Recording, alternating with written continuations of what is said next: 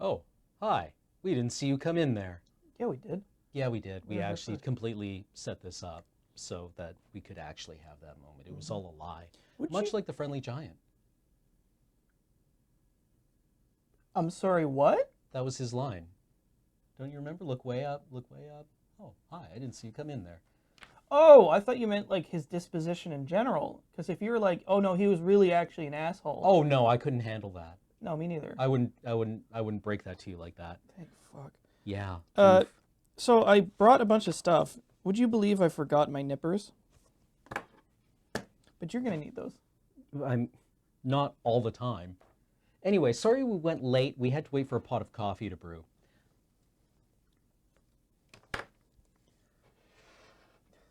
We're on the highway to the danger zone here. No, that's like this is gas. This is brake. Yeah, and you never the twain shall meet. Where's my clutch? Oh God, where's my clutch? The clutch is the pair of pliers. Okay. So what are we doing here? We are having a little experiment where we will be building model planes because we're old men, or model kits. I was about to say, it's like I hope this thing. Well, part of this thing flies. Flies, I suppose once. so. Yeah. It goes up then comes down. Yeah. And mainly just us, John. John. Yeah. John. Yeah, and we hope that you kind of just hang out and enjoy. It's a fairly chill stream. We'll be talking nerd stuff. Yeah, I was gonna say among the reasons I decided to discontinue involvement on Talking Simulator, Cameron was not one of them. Oh. Cheers. Yeah. No, What you're. a nice friend you are, Alex. No, he's a Got delight. him. He's a delight. So what are you working on today, I Alex? am working on the Topol M. Working on your topal erection, right? Yeah. It's not going to be erected. The SS-25 Sickle Topol. This is part of the. I don't know if this was like built when it was still the Soviet Union. but You're this you're is- putting the box over your mic. Sorry. I don't know if this was built during the Cold War, but this is part of Russia's mobile intercontinental ballistic missile program. the nuclear triad. Yeah, because they were like, wait, if we put it on a truck, we can drive it anywhere, and no one will know where it is Aha! to blow it up.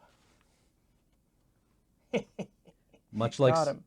I was reading up on I forget how I got into it, but I wanted to read up on superpowers and hyperpowers. And one of the ways that superpowers are defined is their second strike nuclear capability. Wow, that phrase alone. So Like- like first strike is Ow. when Well, you can launch a nuclear strike first. Second strike is when you can absorb a nuclear attack and return fire. It was like, well, we lost about 40% of our population. Mm. Excuse me. Now the rest. Oh, this was the one in Spies Like Us? Was it? Yeah. Wow, that movie. Huh. What was that movie about other than spies? It was about Chevy Chase and Dan Aykroyd, I want to say, being idiots who worked for the CIA. It was a bad comedy film. All right. Dan Aykroyd? Yeah. Dan Aykroyd, yeah. Oh, it sucked. Yeah. like it was bad comedy instead of like It was bad, good just like comedy. no, I don't think it was a good movie Just at all. bad. Yeah. But here we are. Yeah. And I will be working on a 1/72nd scale de Havilland Mosquito. This is the photo reconnaissance slash bomber version. I will be painting it up and assembling it as a photo reconnaissance Nice. mosquito. Because I just really like the British RAF photo reconnaissance blue. The Mosquito was developed, I think, in 1943. Or started deployment in 1943 during World War II as a light bomber. It was very, very fast. It was faster than basically anything in Did the there- Luftwaffe until the jets started coming out. Dang. So it could kind of operate with impunity, and was kind of famous for, well, more recently, at least, somebody went through and did the analysis and realized that of all the bombers that the RAF used, the Mosquito was the most effective, even though it was the lightest towards the end of the war. It just delivered its weapons on target. sometimes you just gotta show up. Yeah, and like actually hit what you're shooting at. That's Yeah, also that's- strong too. Mm-hmm. It was famous for being made of wood, although I mean it's not entirely made of wood. I think the stories about it being assembled in piano factories are a bit overstated. Yeah, that sounds like a really fun party piece of trivia, right? Yeah, yeah. So That it's sounds- mostly not true. But I think it's just a very pretty aircraft, and yeah, the photo reconnaissance ones didn't kill anyone directly. It's like, okay, so here's where you need to bomb. Got it. Nice clear photos, thanks. Yeah. And to be clear, this is the British pronunciation of the name, not the French, because Yeah. it's a British plane and they like their foyers and whatnot. Yeah. Well, like de Havilland has. I don't. Does de Havilland still exist? I don't know. Good question. You know, I know Ehrlichen is still around. Oh, yeah. Which I discovered. I can't remember. I was doing some sort of research, and I came across Ehrlichen's website, and they were offering solutions. Yeah. Yeah. That's the new. That's the new. I was like, oh yeah, what kind of solutions? Tactical solutions to your needs. It's like, and that manifests as a variety of. Okay, we sell AA guns, Yep. and they'll kill your opponents real dead. I just Defense solutions. yeah, no, I think that was their exact wording, and I thought that was a really marvelous kind of, what's the word I'm looking for? Just like, Euphemism. yeah, that's the one. Just like really concealing under jargon the true nature of what their business actually is. If Well, we- I mean, mercenary solutions, yeah, right? yeah. Yep. If we can trust chat, Chile has mentioned that the British company there may have been defunct in 1963. Oh, okay. Yeah, because I mean, they had Canadian factories, but I feel like they were a British World War II supplier. They're now in BA. Ah, yes. Okay, so were they? Did they at one point make weapons in Britain? Answer: they are now part of BAE. yeah, I mean, it seems to be the fate of all companies like that eventually they get sort of amalgamated into some sort of collective, or they go defunct. It's like, we'll buy all your assets. Nobody else will.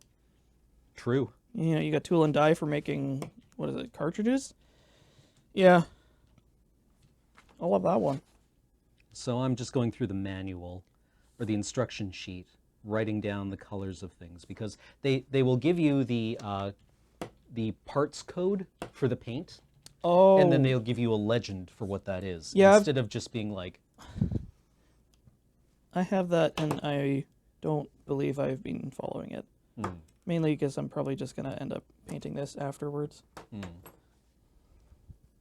So, I think I may have finally come up with what I'm going to do with this kit. yes, Because I don't always like assembling kits exactly as they appear, because it's like, there it is. That's boring. I always want to do something with it, and what I was thinking for this one was I'm going to have a little diorama of a road, and then like a pedestrian crossing, and the tow pole is breaking so hard that it's tipped up on one end, and Just the doing end an of, E-slide? and the end of the launcher tube is popped open and the missile's sliding out, ha. because there's like an old lady and her cat crossing the road. I think that would be charming. That's very Russian dash cam. You just see it like, shloomp, and it just like boops somebody's nose, and they piss themselves.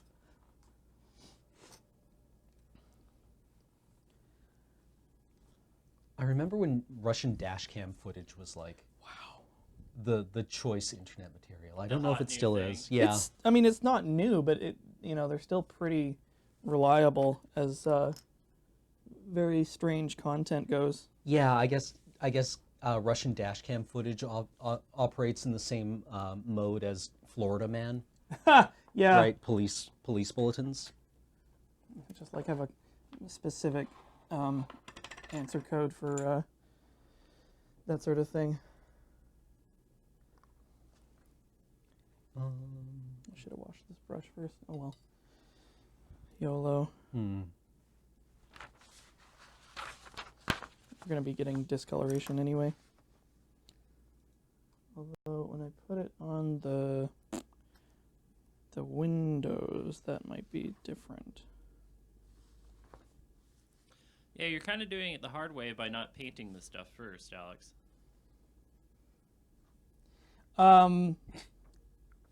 Technically correct, but what are you gonna do? Smart guy. Yeah. Admire your work from afar. Thank you. My previous kit, I did actually primer the whole thing first. Hmm. So, what the hell? Okay, so we want to put this on here and that there, and this there. Topol M. Boop-a-doop-a-doo. E6. You sunk my battleship.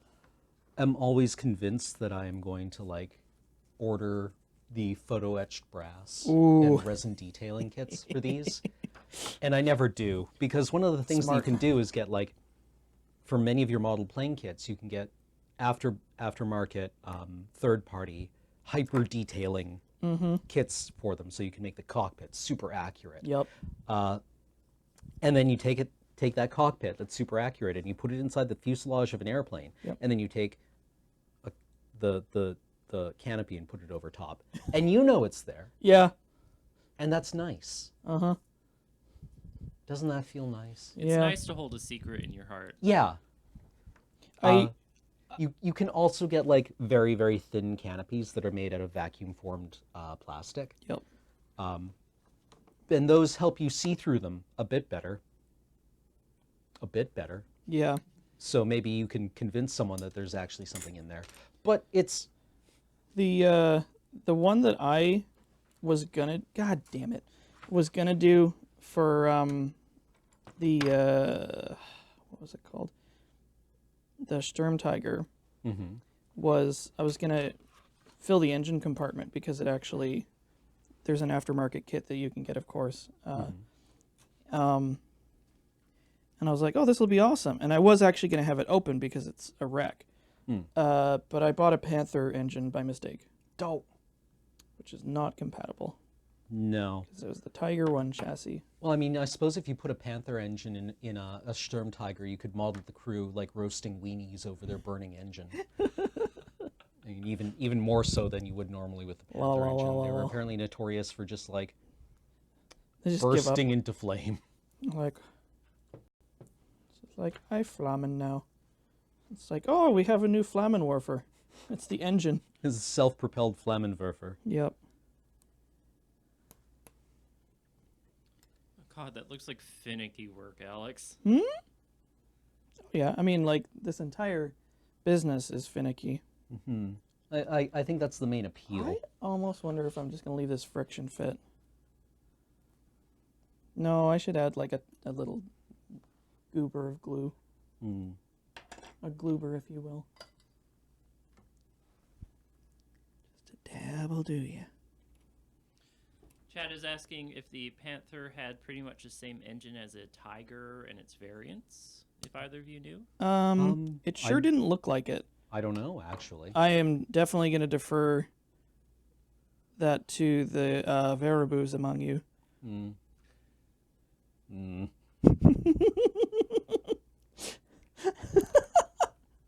I love that term. This is literally the first time I've heard it. Really? Yeah, it's not a particularly friendly term. No, but I mean, Yeah. I mean, I enjoy it because I find it very satisfying. yeah. When Well, people are like, each Tiger tank killed thousands upon thousands of Allied tanks because they were folded. Their steel was folded thousands of times by very advanced German technology. It's like, oh, okay. yeah, no, and they lost the war because, Yeah. shut up. The Yes, very advanced German technology. How did that computing cryptography nuclear gap work out? Well, we just I mean, our nuclear program would have worked. We just forgot to carry the one. We forgot to carry the one. It was a Yeah. very important one. Most are when you're dealing with nuclear programs. The German nuclear, the German prototype nuclear reactor looks really cool. Very scary, though. It's so frightening, because I don't know if anybody has seen it. It's a bunch of bead-like strands Mm-hmm. of featureless black cubes in Uh-huh. a kind of a Medusa arrangement. It's so frightening looking. Didn't they build it without control rods? Maybe. They built it in a castle. Sure. But yeah, it was one of those things that you're glad never worked. Or I don't think it even got close to working. Cuz like you told me that they were like an order of magnitude off. Well, the story goes that after the war, Heisenberg found out, looking at the American nuclear program, that, yeah, his numbers had been wrong, just like flat wrong. Mhm. I'm not exactly sure because nuclear science isn't anything even approaching to anything I know the first thing about. Yeah. But Is it like a kind of intersection between physics and chemistry? it's mainly just physics, that's really. fair. I mean, you need chemists to like actually get the fissile material. Yeah, I didn't realize exactly how plutonium was refined. Like the Hanford B reactor, which made the first usable plutonium for weapons, they would. This was a sort of like brand new, just barely working technology where it was like a giant graphite monolith with tubes through it, and they would like put sticks of uranium in the front, and they would like feed through, become irradiated, and become transformed, and then they would fall, literally fall out the back into a moat. Oh, okay. And people with long tongs would sort of move it along towards the chemical processing plant where it would be dissolved and chemically reclaimed. That sounds incredibly safe. Yeah. And very secure. The Hanford B reactor is still there. You can tour it. I will prefer not to in this case. Thank you. I forget, is it plutonium or is it uranium-235 that has the exact wrong half-life for humans? I don't Because it know. has a half-life of around 90 years, Uh-huh. which is short enough in a geological sense that it's very intense, Yeah. and long enough in human terms that it covers multiple human generations. Ah, So awkward. it's like I had a prof who described it as exactly the wrong half-life. Yeah, that sounds about right. So you could say that Half-Life has full life consequences. Well, I mean, you could. That is a thing you could say. And I shall. Plutonium is also an incredible material because it's like very dangerous along just about any axis you can think. Oh yeah, it's highly toxic as well. Yeah, it's super toxic. It's flammable, radioactive. It's also just really ugly and heavy. Yeah, well, isn't it a very dull gray? It looks like lead had a bad day. It's just Lead like it, never Almost has a got good there. day. Almost got got there. Almost got there. it's just like this profoundly ugly material. It seems appropriate. Yeah, no, it is absolutely appropriate. You know, because like I feel like the only sort of practical civilian use for it is in what is it? What are they called? Those heaters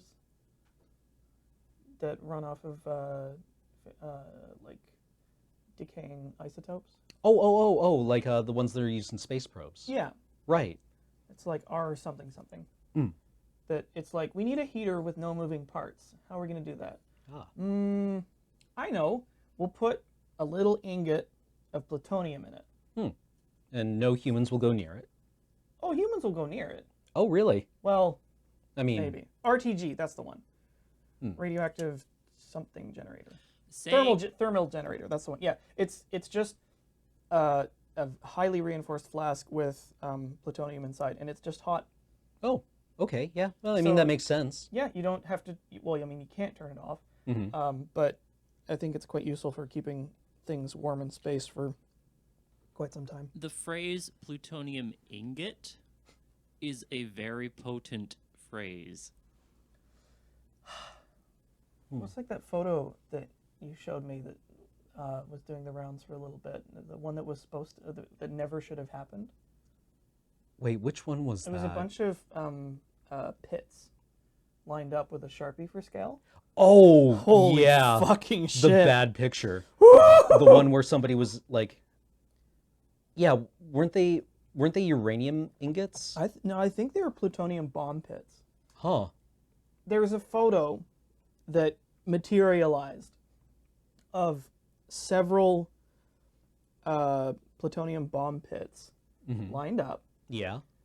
for like a pose, and there was a Sharpie there for scale, and there was an article that I sort of went over. Right, I was right. like, this picture freaks me out, because we know that these are standardized sizes, so we can determine how large they are and how far apart they are. And it's like, this is a barely subcritical mass right here. Right. Yes. Like, yeah, if they that's were true. a little closer together, or there was more of them, and it's Right. just like the fact this photo exists means that there was a major Major. breach of protocol. Yeah. That Somebody this could have happened. Like, who the fuck asked for this, A, and who the fuck took this picture, B? Where's my knife? Here it is.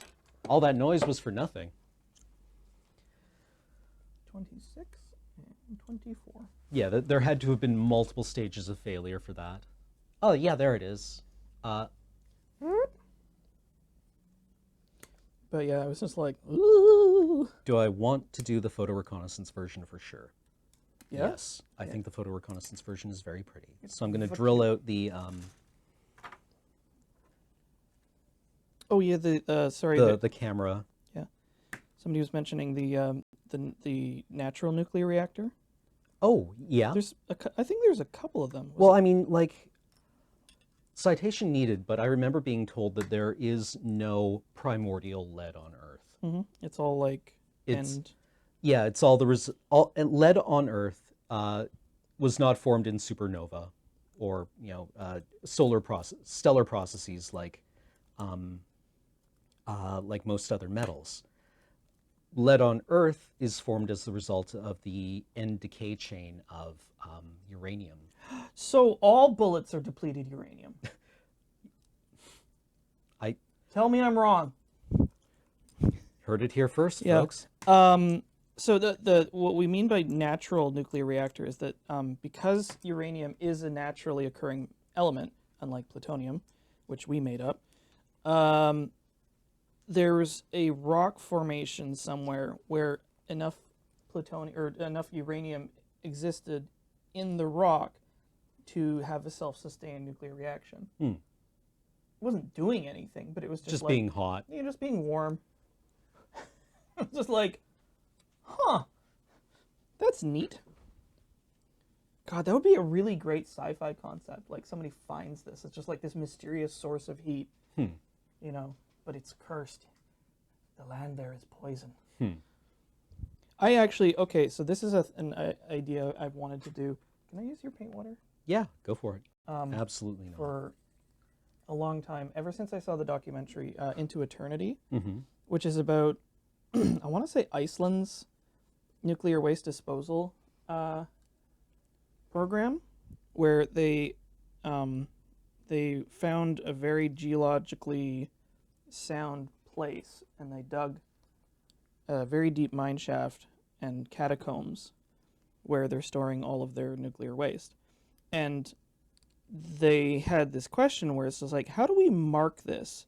Because this will remain dangerous for like 100,000 years, and we need to make sure that future civilizations, which may not speak the same language as us, will be able to understand. Right. And there's a bunch of proposals put forward. It's like, do we make the landscape... That was blasting. Yeah. Do we make the landscape look really threatening? Do we like have markers with like sort of glyphs on them or something?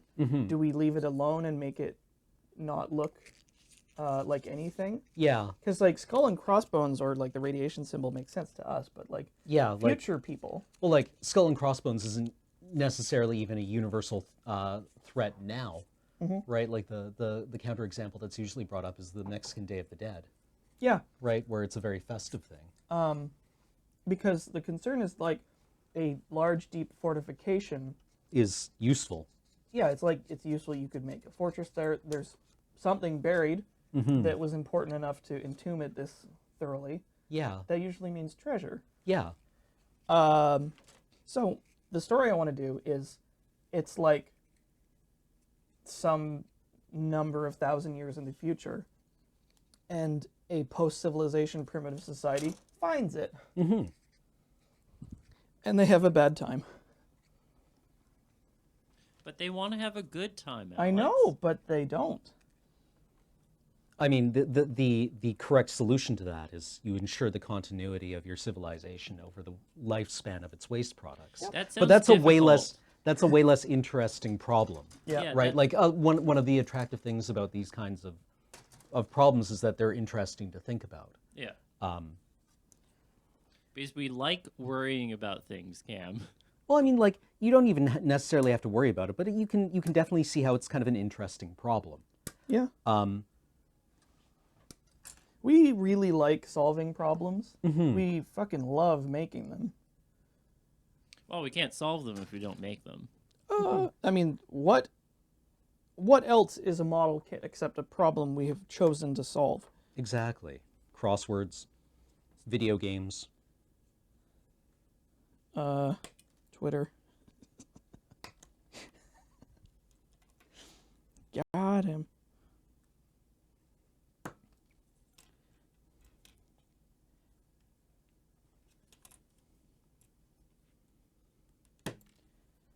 Yeah, nuclear history is, the more you learn about it, the weirder it gets. Like, just really, really peculiar. Mm. You know, just the stuff that happens. Its reputation is not undeserved. Well, like I know ROU Frank Exchange of Views, who's in chat, did a stream where she talked a bit about some famous nuclear incidents, and one of them was the Demon Core, but the other one was it at Hanford, the nuclear reactor, where the something went wrong. They sent a bunch of people in to investigate. There was an explosion, and they found almost all the bodies. SL1. SL1, right? Yeah, except one of them was pinned to the roof by one of the control rods So by a water hammer. what happened Oh my god. was they had an experimental. I think SL1 was one of the first experimental reactors to generate power. And they had a series of control blades, which is like a rod with fins on it. Okay. And they were inserted and removed from the reactor by hand. Okay. And you'd use a ruler. Okay. And one of the interns or whoever was operating there, I think he overcorrected by like an inch or two. And it blew up very, very quickly. Ah. Like in a fraction of a second, I think. And one of the control rods, yeah, it like javelin speared him to the ceiling. Good times. Yeah, they found like two of them. And they're like, where's the third guy? I'm like, fuck. Yep. He went up. I think they buried those guys in lead caskets. Yeah, that's one of the really striking images in the Chernobyl trailer, like HBO's. Yeah, the zinc line. I think they're zinc lined. Yeah, or lead lined. all the firefighters all their caskets being buried in concrete. Holy fuck, that series is going to be incredible. Also, We need to get Jared Harris a new role to play. yeah, Like he's playing what's his name? The in Chernobyl he Legazov. First name I can't remember. but yeah, he Something Legazov, he was the inspector, Yeah. right? who led a very hard life. Yeah. And he also played Captain Crozier in The Terror. Yep. And so he just seems to have like this one of those faces that's Yeah. really good at playing doomed kind of noble characters. Yeah, it's just like there, there's a bit there where he's just like one of the politicians or whatever is just like, how do I put it out? And he's just sort of like, you're dealing with something that has never occurred on Earth before. Mm-hmm. And then we cut to the Red Forest, and it's like, oh, huh, ain't never seen that before. Yeah. Speaking of, tomorrow is the 33rd anniversary. Oh, really? Yeah, 86, April 26th. So, as always, I'm going to be broadcasting some documentaries from a stream at home. Cool. I did not know that Chernobyl happened so shortly before my birth. Oh, yeah. Yeah. Happy birthday. Any Woo. effects, you think? I feel like you were probably quite far away. Don't worry, I'm just dunking on tech over here. Yeah. Less than 3, Matt. But I want to be more than 3. Yeah, the HBO series looks amazing, and I'm hoping that it is, because when I watched it, there was a lot of details in it that I recognized from having watched a lot of the documentaries about the subject. Mhm. Like they're visiting a lot of the sort of iconic things that happened, and some of the things that like are less known. Like, so the weird thing, you know about the divers, right? No, actually. I was So- curious about that. There's a clip where 3 guys in wetsuits are Mhm. getting ready to go for a dive. Right. And that's a really important thing that happened because all the water that the firefighters had sprayed to put out the reactor had pooled underneath, and the fuel elements and the sand that they had dropped and the concrete and everything had turned into lava and was like Ah, eating through the structure. corium. Yeah, corium. And if it had touched the water, Mm-hmm. there Oh, was like a concern steam that eruption? yeah, there was concern that it would have caused a secondary explosion, like a really, really big one. Right, Like Europe is uninhabitable big. right. So these guys had to go to drain that water, and the only way through was underwater to find this valve. Their light went out. Mm-hmm. They're swimming through highly radioactive water. The first I heard was that they all died, but apparently 2 of them are still alive. Really? So, Huh. thank you. Is that like the guys that were standing outside the Demon Core room? Right, like where the 2 scientists who were working on the Demon Core tickling the dragon's tail Yep. died. But people working like in the neighboring office were fine? Mm-hmm. It's just like, boop.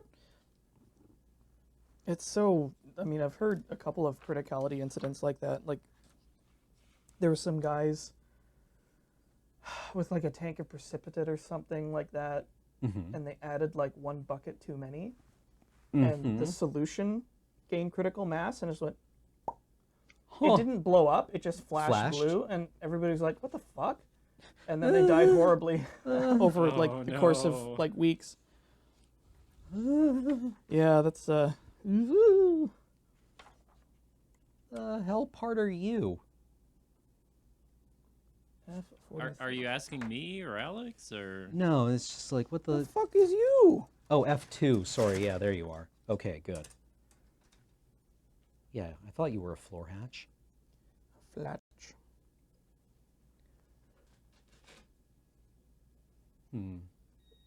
I see you lurking.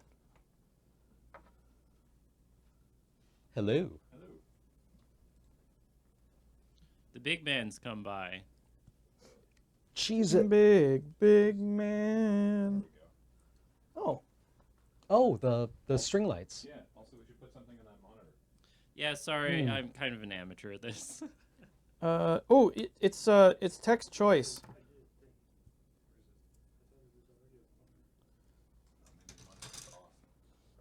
Here, just put up sexy anthro stuff.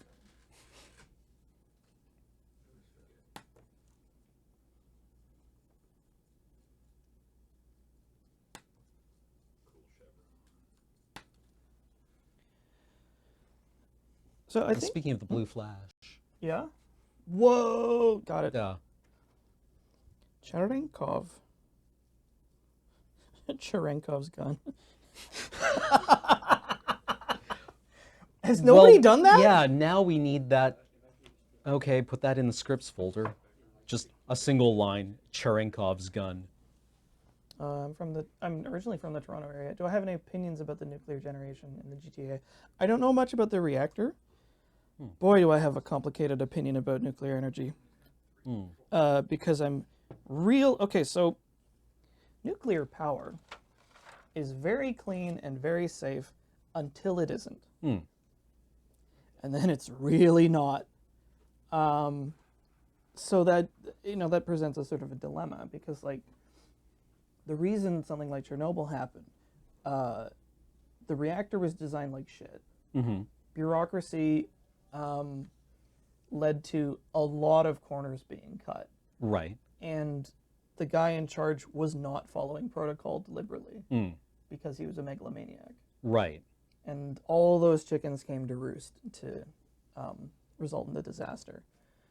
And, like,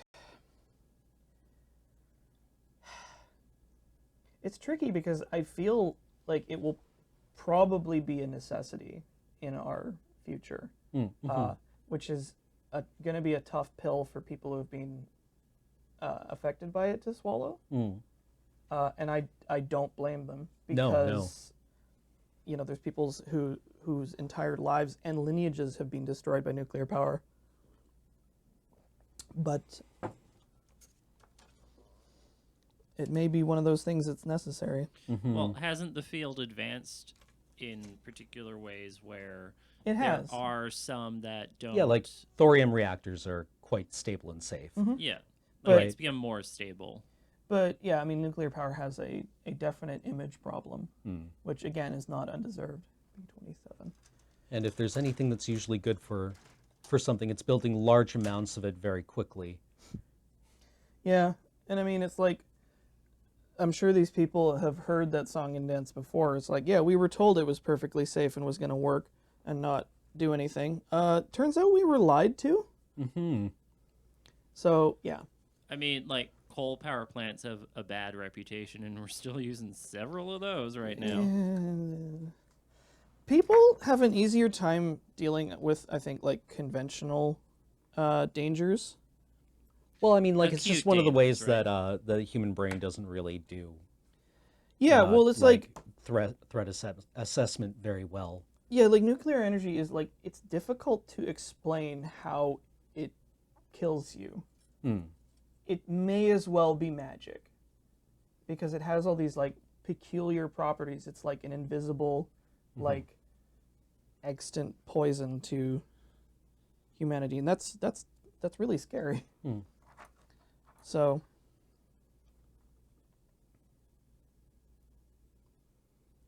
I think they're cool. yeah, same.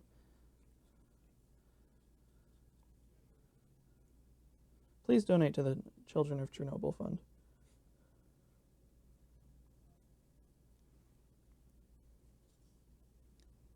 The new safe confinement moved into place last year or the year before, I think. It's so big. The It's really, really big. It may actually be the largest man-made structure, human-made structure in existence right now. neat. That's the sarcophagus around the. It's the Sarcophagus 2 Electric Boogaloo. Hmm. Only this one they actually built properly because they didn't have to work like 30 seconds at a time and pre-assemble a jigsaw puzzle as the whole thing was burning down. Yeah, they an international fund.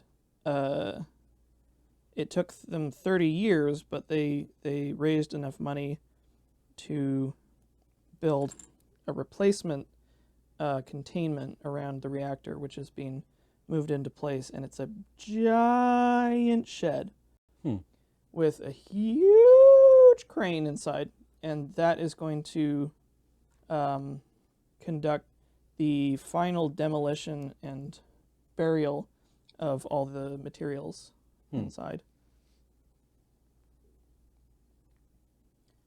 which is going to be a heck of a job. It'll be wild to see what they pull out of that wreckage when they start demolishing it. Like, I think last I heard they're working on just sealing everything right now, because they have to make sure that the whole thing is absolutely hermetic. Because their big worry is like dust and contaminants making it out into the environment. And I mean, who's going to criticize them for being too careful, right? We will. But what's fascinating about structures that large is ones like it, like the Zeppelin hangars from like the 20s and 30s, and even what is it? I think there's like this structure that the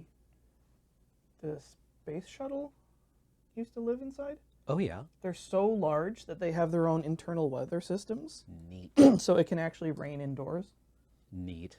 which is just like the most sci-fi thing I can think of. It's like, look like rain. We're inside. Yep, The VAB, Vehicle Assembly Building. that's the one. Yeah, Really, Boeing's Renton and Everett plants also do that? Cool. it's just like I think if it's large enough, it can. Like, I don't know shit about weather, but If it can create a circulation kind of cell, then it'll have weather, basically. And you need a certain size to really get that going. But Okay. once you do, then yeah, you're going to get condensation and precipitation. the more you know. Neat. I went to geography school. Hey, Well, it paid off. Finally. It vaguely paid off. You got to tell a bunch of people on the internet. Yes, one piece of trivia, only multi-$1,000s worth of money to pay for it. Yeah, that's what I'm using my education for. And that's that relatable content. My university degrees are providing habitat for spiders. Oh, you got a degree? 2 of them. Oh, wow, I didn't even get one of those. he's a real smarty pants. No, I'm not. If I'm a real smarty pants, we're in deep trouble.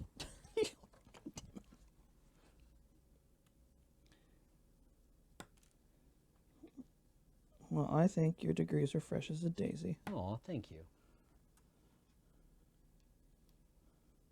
The VAB is the largest enclosed volume in the world. Nice. Neat. I couldn't come up with some sort of off-color joke for that. It's like, yeah, I got your enclosed volume right here. I wonder if we sealed a cave with, I guess, a door, would it surpass that volume? I suppose it depends on the cave. Yeah.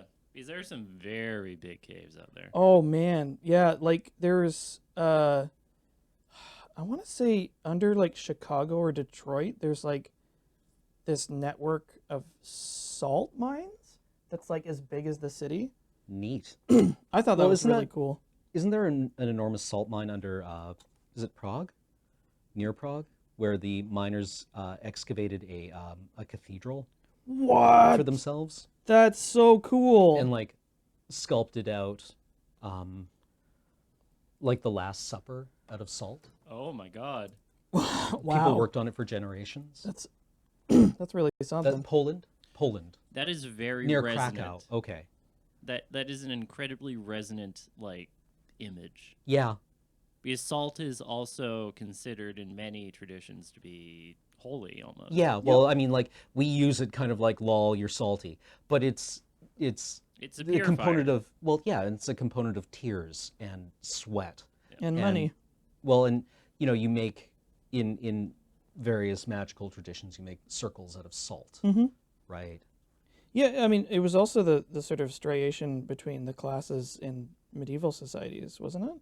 Yeah, well, Where I it's mean, like, because like well, I thought salt was a bit more accessible, but It, like, it was very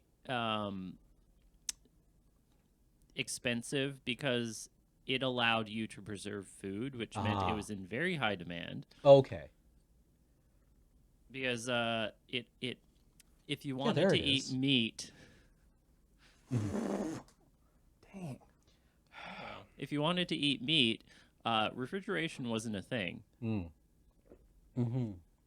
That's why spices were also in high demand. Yeah, I mean, it makes me think about Rome.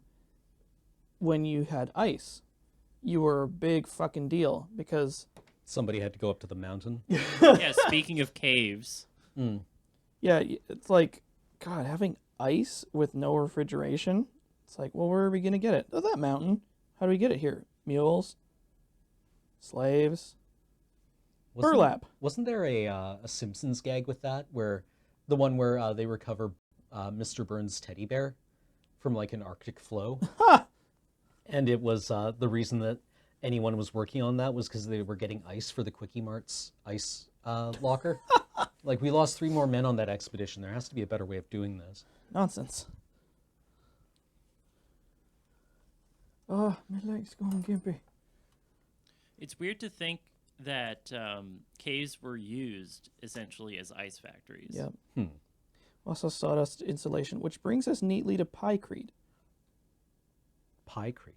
I'm assuming it sounds familiar. Concrete analog? Kind of. It was a material some clever bugger came up with. It's ice and either sawdust or newspaper. I think it was sawdust. Chad is saying sawdust. Yeah, they built in like an aircraft carryout. Oh, Picture of right. Yeah. So like as long as the climate supports it, it's actually like a very inexpensive building material. And I think reasonably strong. Yeah, basically an unsinkable aircraft carrier. Ha. We learned this one from the Titanic. Did we really learn anything from the Titanic? No, we're building a Titanic too. I thought that already was done. I don't know that it's finished because, like, surprisingly, it's a big boondoggle. World's largest metaphor strikes iceberg.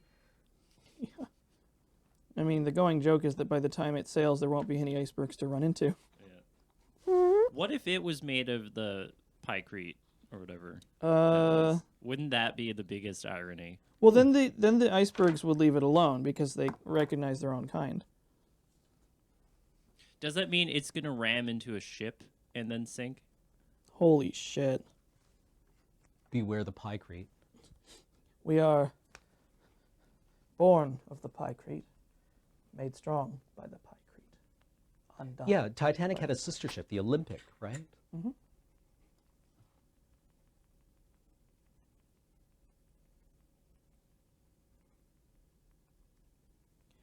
When I was watching Danger UXB, they reference the sinking of the Bismarck, which I thought was like, oh, right. And it's like a thing that's just happened. They're like, they sank the Bismarck. And they're like, oh, shit. High fives. Yeah, like, that was... Oh, we actually learned a lot from the Titanic. The fact that different qualities of steel exist, brittle versus flexible, and better ways to subdivide compartments, among others. Oh, okay. Oh yeah, that feel. Are you okay? When you've got a very difficult pot of paint to open, Oh, and you're just like, you hear that twang? yeah, you like, yeah, his tendons start to like Something snap. gives away. It's like the end of Ghost in the Shell. Like, just Major Kusanagi's trying to open the paint, and her arm rips apart. I want to see that. Yeah, that's actually perfect. fucking Tamiya bullshit. Rip.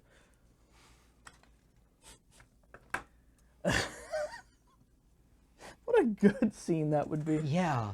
A6. And here I thought you were going to talk about how trying to open up a paint thing like that and you just like sandpaper off your palm. Oh, I did that too. Cam is a multitasker. Something's got to give. Sometimes multiple things can give at the same time. Wang. We're also giving in this office. Mm-hmm.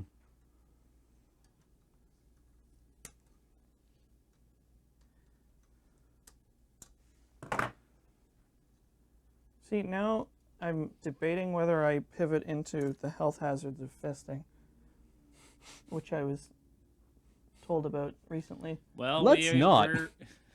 I was going to say, well, we're already here. You brought it up, but yeah. I'll Cam, just leave it let's at, not. like, be careful. Good advice. So, in Tinker Tailor in general, safety third, but in that, safety first. Yeah. You don't want to get pelvic floor injuries. Jesus. Yep. Why? Well, I mean, I guess, sure, why not? Mm-hmm. Communication. I should also point out that this is not from personal experience. This is anecdotal. Hmm.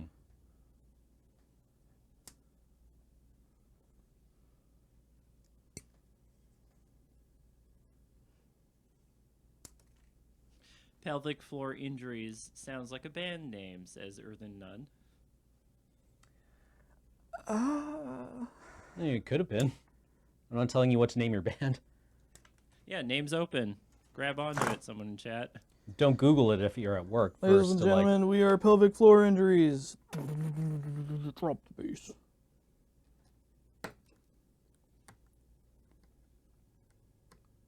oh, speaking of music, there's a new FKA Twigs video out. Okay. She dropped a new song. The video is incredible. Cool. It might not be. I mean, it's very strange. She's notorious for having like strange videos, but it's a very good song. It's a very pretty song. Sweet.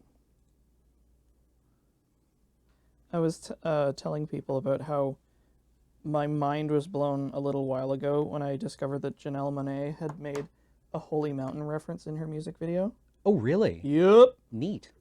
I was like, because I saw it and I was like, I don't fucking believe this. Like, no, there's no way. And then another visual came up. It's like, no, that's not a coincidence. She did that on purpose. She does seem like she's quite hyper literate. And really cool. Yeah. Like, it was like, what the fuck? You referenced that? Holy moly. So, for chat's sake and also mine, Holy Mountain? Holy Mountain is a film by Alejandro Jodorowsky, and it is the weirdest movie I have ever seen. Oh, wow. Okay. That is high claim then. I'm not even going to try to explain it. Is it like surreal weird Yes. or okay? Among other things. Like the whole thing's a giant metaphor that you don't actually know the answer to. We're treading into territory that, no, I cannot explain it. Someone in chat described it as a satanic sex orgy retelling of Exodus. Sure. Intriguing.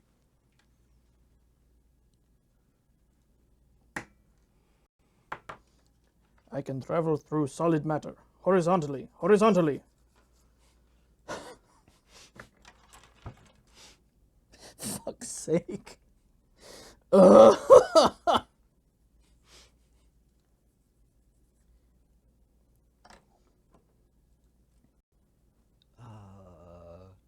Side cutters. How's your progress going, Cam? I'm just painting things on the sprue right now. Working on, I've got all the zinc chromate done. So, are you painting? Have you primed this first, or are you just going raw dog? Oh, I just painted in a couple of layers. I gotta try that wash the model, or I wash the sprues first because they're usually covered in a mold release agent that is quite oily. Oh. So you just wash it in a bit of detergent, and that gets rid of that. Because I heard that that's always like always necessary with not vinyl, Resin? resin kits. Yeah, Hmm. especially garage kits because Well, like they're made by cottage industries and they don't give a shit. Yeah. But I don't know why I didn't think of that for conventional kits. Well, same things, right? You've got to get the plastic out of the steel mold. Yeah. But Well, I yeah, I don't know. I always prime my miniatures and never prime my model kits. I don't know why. Laziness, maybe? Habit? Yeah, I don't know. I mean, I think I'm gonna take that to heart next model kit I build. And I'm not sure what that is because like I need to finish off my diorama, which I keep putting off. It's real close, and that's a scratch build. But the next one, I think I told you about this. I've never read Gravity's Rainbow, but the visual, Oh, that- yeah. yeah, that you told me about. Apparently, the main character or one of the characters has this very pronounced fear of being struck in the head by a V2 missile. Yeah, well, he talks about it in the first chapter where he's saying, like, because they come in supersonic, you don't hear them and you have no warning, right? Yeah. They travel faster than information does for his purposes. Yeah. So he talks a lot about people just dying and not ever knowing why. Yeah. And he thinks, what would happen if one hit you directly on the top of the head? Yeah. Right? Would you feel the moment of, like, a sudden moment of terrible pressure and then nothing? Like, you'd just be going about your day and then just like, Huh. huh. Oh. Oh. So I want to depict that. I want to have a very small diorama of like an English street corner during the 40s. Very like pastoral or well whatever you want to call it, and a gentleman with like a newspaper under his arm or something, just like looking slightly up, and a V2 has just collided with his forehead, and I kind of want to crumple just the end of the nose cone. I think that would be really funny. It's very vivid. It's just this like impossible moment frozen in time. That feels like a very political piece of art almost. Like, especially if you made the actual bomb like really heavily crumple against the forehead, which is untouched. That is a political piece of art.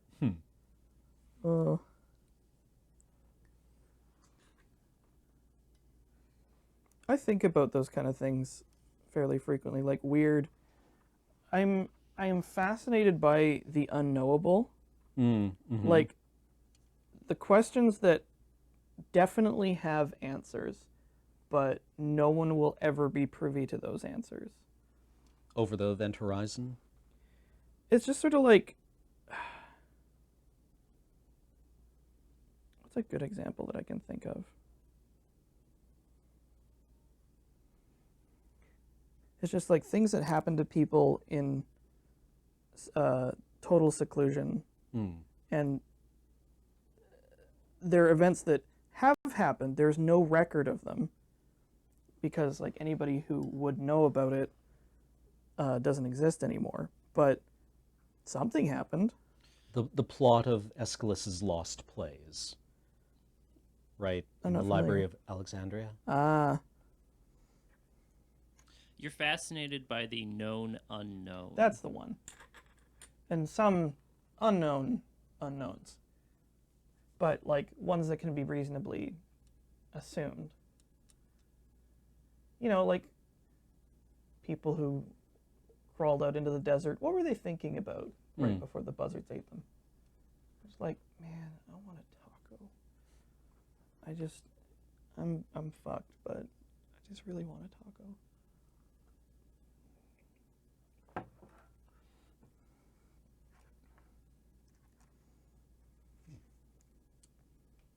That is a very interesting opposite to me, someone who purposefully dismisses unanswerable questions because all I know is reflecting on them for too long will make me anxious. That's yeah. Yeah, no, I could see that. Hey, Alex. Hey, what? What are your thoughts on death? Tell They're- me all your thoughts. They're on very complicated. I don't know. I mean, that's a pretty broad question. Yeah.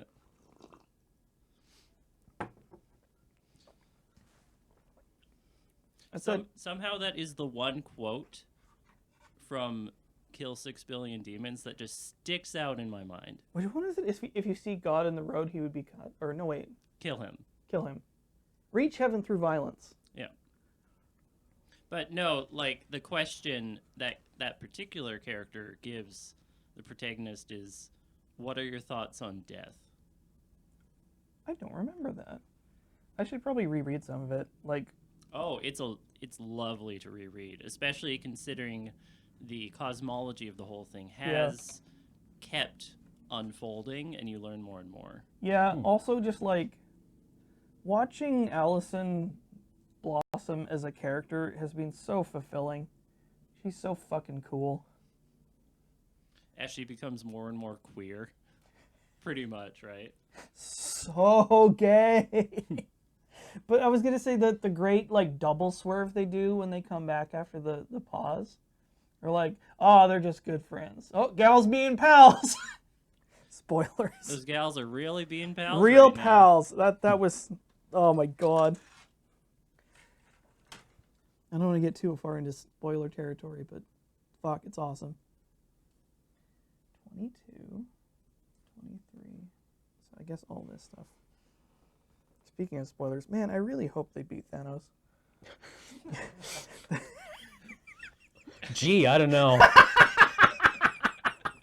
It's all up in the air. I don't know. Will the good guys win? What will Ant-Man do? That's the big question. Up his ass. That's the extent of my spoiler trolling for Endgame. Cause like I'm not terribly invested in the MCU, but I'm also not a complete asshole. Yeah. So I figure that's a like harmless kind of like definitely non-spoiler observation musing that Yeah, everybody can. that's just a meta observation. Yeah. That's not even. It's not even a fake spoiler. It's just Yeah. like I really hope they beat Thanos. Like, what if they don't? Like, Then we get more movies. hmm. What if they do beat Thanos? Then we get more movies. I'm It's not, only the most successful movie franchise in human history. I guess, isn't it? maybe. It must be. That's kind of a meaningless. Yeah, thing. it's the most successful thing of this thing that we've ever made, that we made up, I guess. And it'll be the most successful for a year, and then we'll have a new most successful thing. Yep. Mhm. We keep moving this goalpost. Well, it's like we have an increasing population. Yeah. Bond still edges it out? Oh, okay. Really? No, I mean, there have been like 4 trillion Bond films at this point, right? True. Although at like 3 per year, the MCU is probably catching up. I'm almost surprised to hear that it's like it makes sense, but 3 per year sounds exhausting. It has to be. Like for anything of that scale. I take out the trash 3 times per year, and that's exhausting. that's disgusting. I'm joking, I know. but It's really admirable how little garbage you make, Cam. I try. Reduce, reuse, recycle, right? Yep. Oh god. Cameron in, Cameron out. Red pop in, red pop out. Yep. Wow, we just like made it all the way back to Homestuck. Red pop? Yeah. So Go on. Violent J and what's the other one? Uh, ICP are canon characters in Homestuck. Oh, okay. Neat. They're evil. Yeah, By Are the they? way. Oh Yeah, God, I'm sorry, Chad. I just hit my microphone. Shaggy 2 Dope. Shaggy 2 Dope, thank you. And Red Pop does actually make an appearance in the comic. Huh. Yeah. Aridin drinks some and almost freaks out and is like, no, it's just soda. Blech. Such a good comic. Aridin is such a piece of shit. It is good is difficult to say. Interesting, divisive, long, sometimes tedious. I'm a fan of it, or I was anyway, and I'm describing it that way. So I still think it's, like, broad strokes good. very influential. Very important. Important. Definitely. Capital I important. Capital I important. Like, that's undeniable. It's kind of a big deal. Insane Clown Posse reveals why Shaggy 2 Dope drop kicked Fred Durst at Limp Bizkit show. What? I beg your pardon? Who says we live in the dumbest timeline? This is awesome. Yeah, that's pretty weird. F10. Wait. Oh, F11. You ever have a really precise regret? No. Yeah, no, never. You want to know mine? Sure. What's that? Cosplaying Aridin. Oh, you poor lad. I went in gray paint. Huh. Sealing does nothing, by the way. That's a joke, like seal your GD gray paint. Sealing does nothing. Yeah. Oh yeah, Gravity Pike. There was a tweet very similar to that where it was like, the Homestuck Tumblr fandom docs drill is a sentence that not only wouldn't have made sense 5 years ago, would not have been recognizably English. Yeah. Wait, the Homestuck fandom was the one who doxed? Yeah, I think Drill made fun of Homestuck at some point, Oops. and Here's the thing, though. Someone, I do know someone did dox Drill. It may have been the Homestuck fandom. Everyone looked the other way. yeah, because nobody actually like wants to. No one wants to know. Yeah, No one wants to know the answer to that mystery. So it wasn't Neil Cicerega? no. Oh, I highly doubt it, honestly. I gotta say, in defense of the Homestuck fandom, other fandoms have done things just as bad, in fact, probably worse. Yeah. You know, people hear a lot about, like, oh, my gray paint and my spitting in buckets. You know, so, like, we're just not gonna talk about, you know, glomping. It's a Yeah. bunch of kids being kids, yeah. really. Yeah, Like, a lot of the excesses of the Homestuck fandom were by 14-year-olds at conventions. And it doesn't, across the board, if you're a 14-year-old at a convention, You suck. no, You misbehave. you are not acclimated well, to you don't have a fully adult society. you don't have a fully developed frontal lobe. You know Yeah. what? Like, a convention for somebody young, there's something about them that kind of takes the social breaks off of even, like, really introspective people or introverted people. It's like emotional caffeine. That's why you see these, like, really, you know, like, for example, really mousy girls who wear, like, incredibly outrageously revealing costumes, and you'd never see them anywhere else doing that. They just suddenly get this like surge of confidence. They're like, you know what? We're doing Lum from Yurusei Yatsura. It's a liminal space, that's why. Yeah, it exists between other things. That was So- what the terror was about. Ooh. Is that what that thing was a metaphor for? Well, liminal spaces. Looking for the passage. Yeah, I made a poor decision last week. Cam and I were waiting for something at the office. It was just like maybe half an hour before or something, and we're both there early. And he put on the finale of The Terror. I had not seen a single piece of it until then. Oh, honey. I mean, I was watching it first, but Yeah, That must like have I been walked hella. into the room and it was on, and I stayed. It's not Cam's fault. That is entirely on me. You must have been real confused. You know what I really respect about Cam in that instance, though? Mm. He gave me a content warning Oh, for some of the things that were going to happen, and that is a high level of respect. Hmm. Thank you for that. yeah. Well, I mean, it's kind of a gory show. It's very gory. And gory in like that way that's not gratuitous, but actually quite effective. So it's like kind of upsetting. Mm-hmm. It's very real gore. Well, it's also very deliberate and reserved with its gore. So it saves it for maximum effect. Hmm. Like, I remember some shots where there is a scene of gore, but it's not in the middle of the frame. It's not even what the frame's about, but it is present because in that scene it would have been present. Mm-hmm. And they don't shy away from it, but it's there. And like in, I guess, more pulpy kind of things, the gore would either be on camera and focused on or Yeah. gone. Right? Mm-hmm.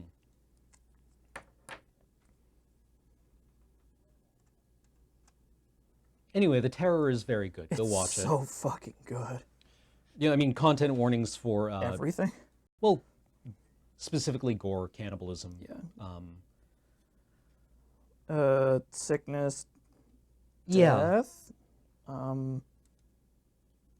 a little bit of eye stuff. Eye stuff. Well, I didn't no, even not see quite. that part. No, I was okay. Eyebrow stuff.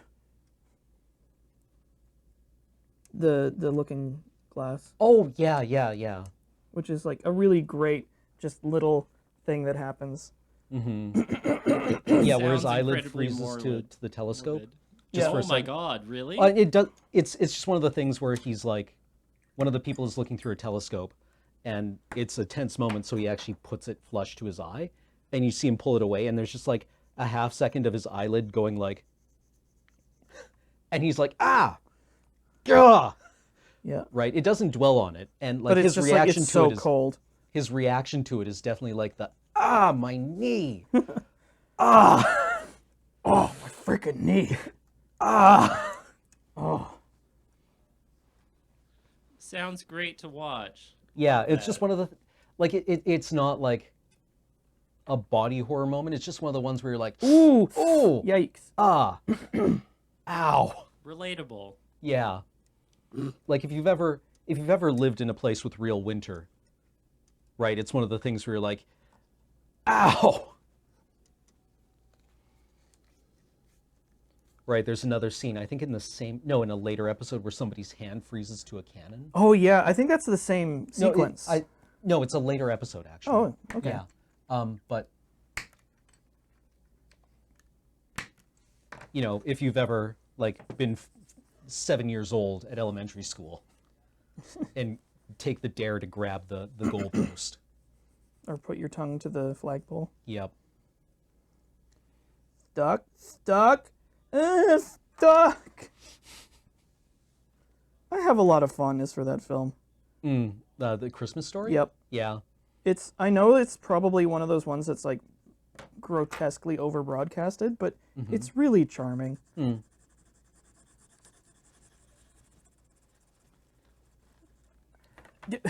When we were on a road trip, I don't remember which convention this was. We were in the States, and I saw a display of Daisy Red Ryder BB guns. And I looked over and I was like, oh, I'm gonna wow. lose an eye. And there was a woman there at this, like staffing the like actual firearms section. And she like leans over and is like, you'll put your eye out. I think that's what you have to say. Yeah, right? I thought that was like, okay, yeah, that's good.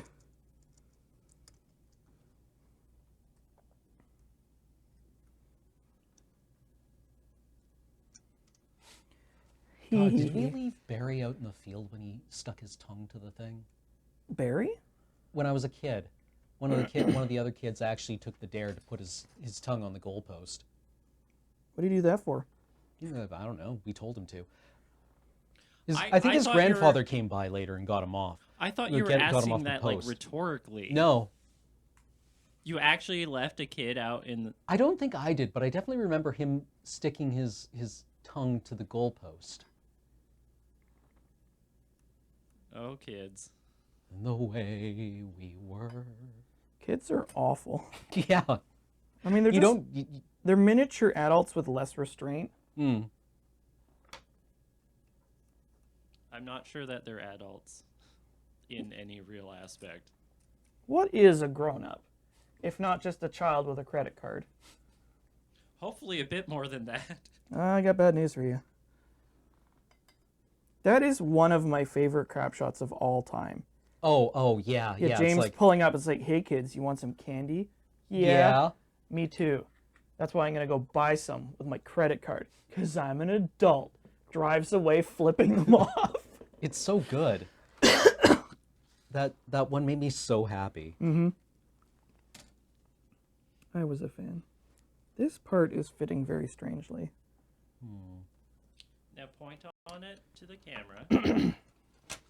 That one? Yeah. Uh-oh, it fell off. No, Alex, it's it fell off. well spotted. Thanks, Tips. I haven't glued it on yet. So, well, I'm gonna slow roll this for a minute, just in case I have it like backwards or something. Just for the dramatic tension of it. Oh, there we are. There's the crap shot. I really enjoyed filming that one because I got to do the little kid thing of being like, You're just like your idol stance. yeah. It's like I'm a 90s video game character who has idle movement of going, It's the second before your mom says like stand still, and you're like, but I don't wanna. yeah. Because I remember being a kid and doing this. Yeah, you just like Right. flop your arms around because you can. Yeah. You're just bored as shit and need stim. Mm-hmm. That is the biggest thing that Oh, I I'm do dizzy. not miss at all being a child is boredom. Yeah, it seemed to come a lot easier, didn't it? Yeah. Like just this knot of I have energy and no desire to do anything, but I am bored. Mm-hmm. It's like a problem without a solution. Or I mean, like I have lots of energy and really want to do something, but I'm not allowed. I think I was a bit more of a sedate child than you. I mean, possibly, but like, yeah, I remember like, you were out for a walk with your parents, and your parents would be walking along, and you would be skipping Yep. down the street back and forth past them. Yep. We visited this idea, I think, on Talking Sim at one point, where I drew a parallel in the exploration narrative games between a trip to the beach when you're kids. Mm-hmm. So, kids, you go to the beach, and you're like tearing ass around and like building sandcastles and throwing mud at each other and like dunking each other in the water and stuff. And you look at your parents, you're like, they're just sitting there. That's so boring. They're Right. not doing anything. Right. And the parents are sitting there taking in the scenery and relaxing and just enjoying existing in that space and are like, oh, these kids, they're just like so full of beans. Why can't they just relax like we can? And it's like both are valid ways of experiencing the same kind of thing. Mm-hmm. You don't have the perspective to appreciate the scenery. Or the need necessarily. Yeah. You just like you're engaging along a different metric or along a different axis to what your folks are. So, where it gets troublesome in the context of video games is like if the kids had any kind of authority to tell the parents they weren't allowed to do that anymore. They go up and harass the person who owns the beach and is like, add more rides and tits. Don't know why, but I'm supposed to want them. I never felt that. Reasonable. Yeah, I do think that I am generally a reasonable person.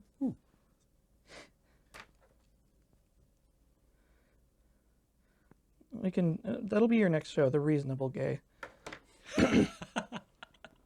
It's just like your smiling face coming out of like a hoop. It's like da da da da da. It's like, hi, I'm Matthew. Today,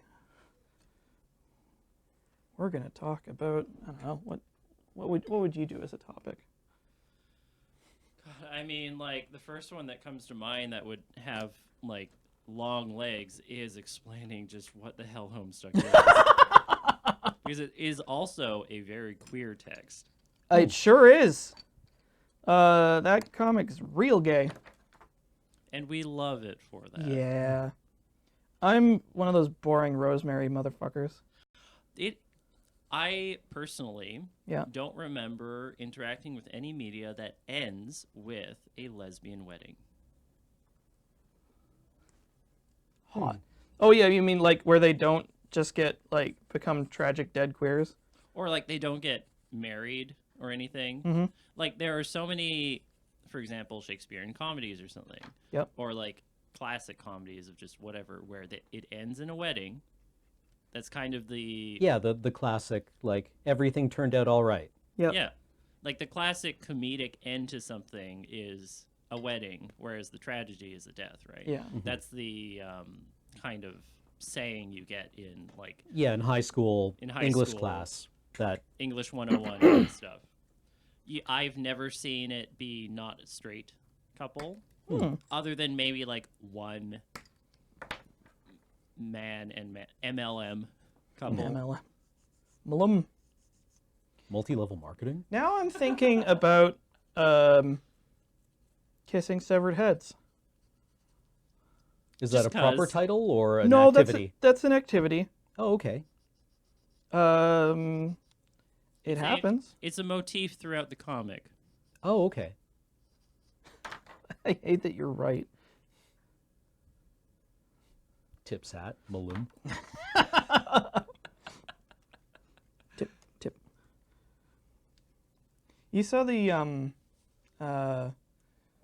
picture from, or the it's like an animated GIF from Flight Sim, where it pans over, and on like the wing, like the elevator, Oh, yeah, yeah, yeah. somebody's like put The- a guy that so his like hat is the pivots. aileron. It's so funny. Yeah, there's also a Zippo like that. So his hat is right on the oh the flip fuck, top. that's That really poor guy. yeah. We're bullies. Yeah, that poor fucking guy. Yeah. Grown. You know, I sometimes wonder about like the sort of like where are they now? The people who feature in those sort of memes. Some of them, the like research is done into it, but you know, it's like a post I saw said like, I hope that cowboy guy from the Vine is okay. I want to be a cowboy, baby. Oh yeah, that one. I want to be a cowboy. What was the oh no, wait. Brain, come on.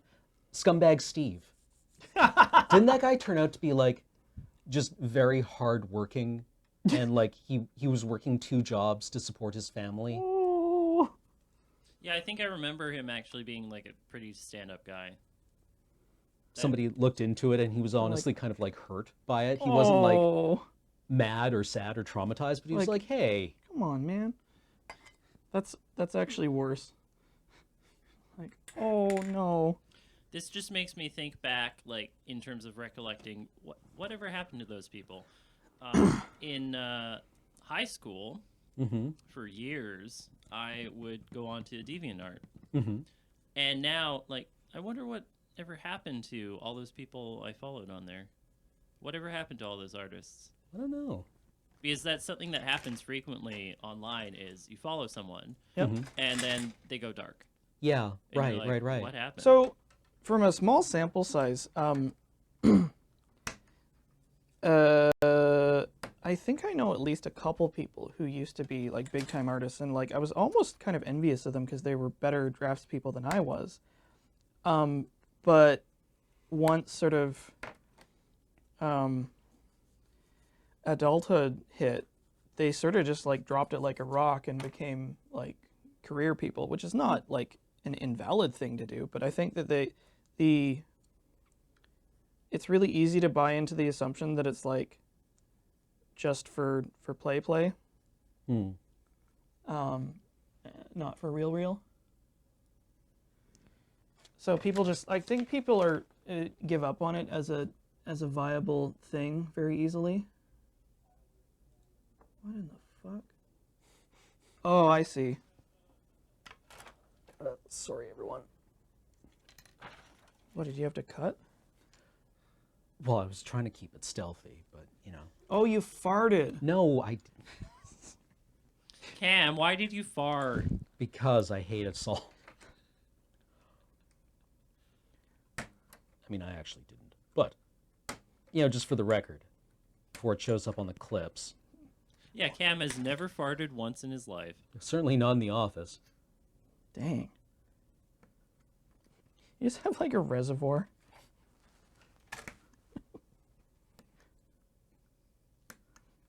Yes, I reroute it to my politeness bladder. It allows me to fly away. It just looks like a hernia. It's like when you absorb a sneeze, and like you just get a bulge in your forehead. You're like, uh-oh, that was a mistake. For years as a kid, and this was before I really understood any of my allergies, I would only hold in my sneezes. Really? Only. And it turns out that I am vaguely allergic to like grass and stuff, like vague hay Right. fever. And as a kid, you're outside All the time. Yeah. I would get diagnosed with pneumonia when I came back from camp all the time. Huh.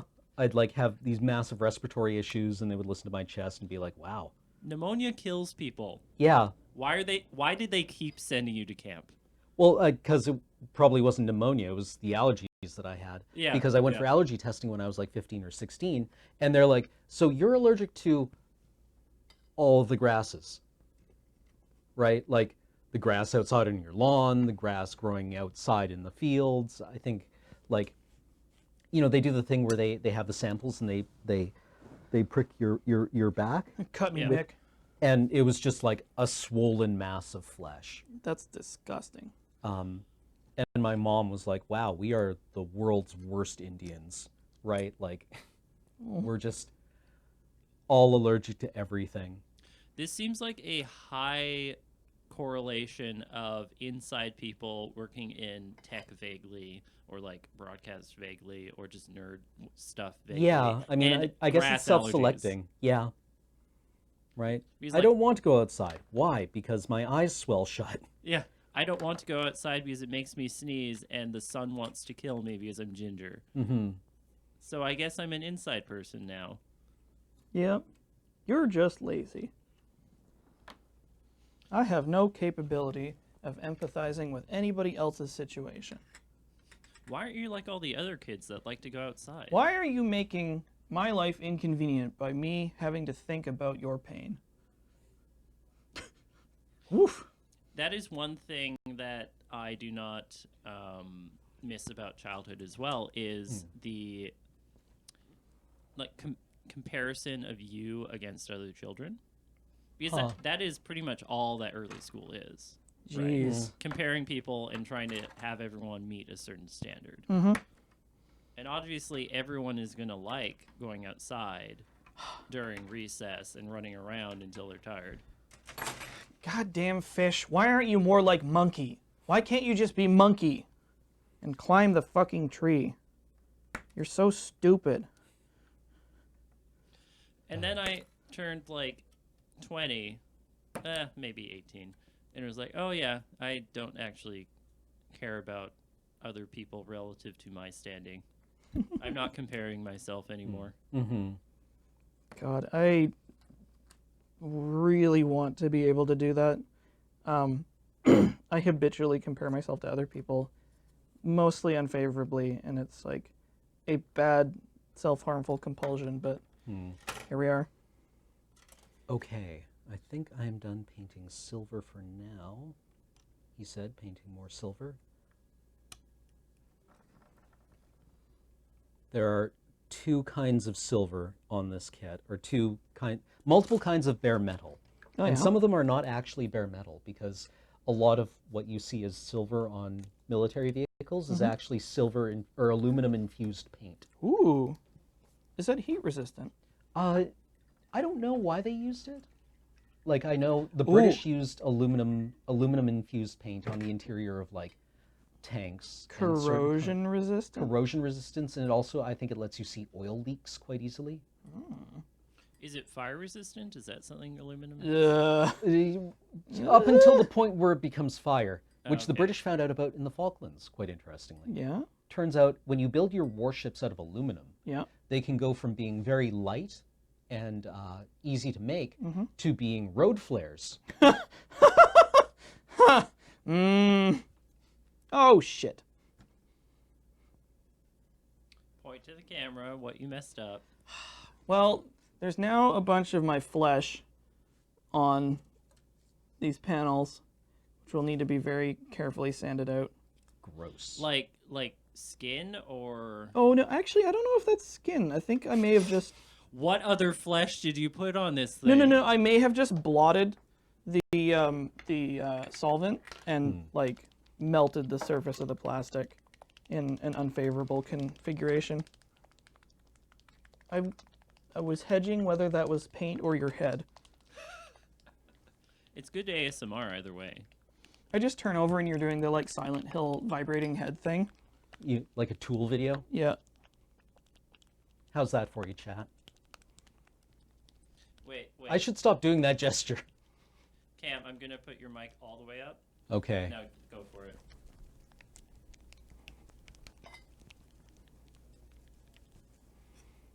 Okay. Okay. Wasn't that a pleasant experience for everyone?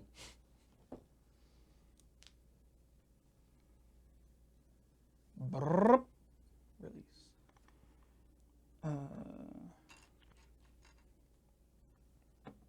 You go here.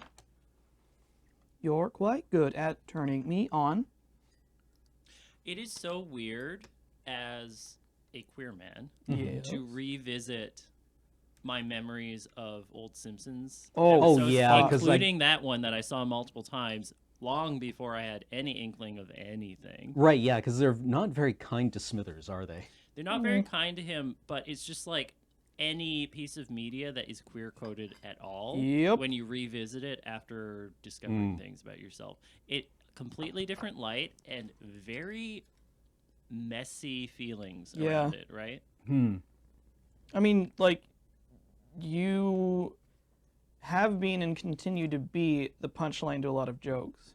Well, it's not even that. It's just like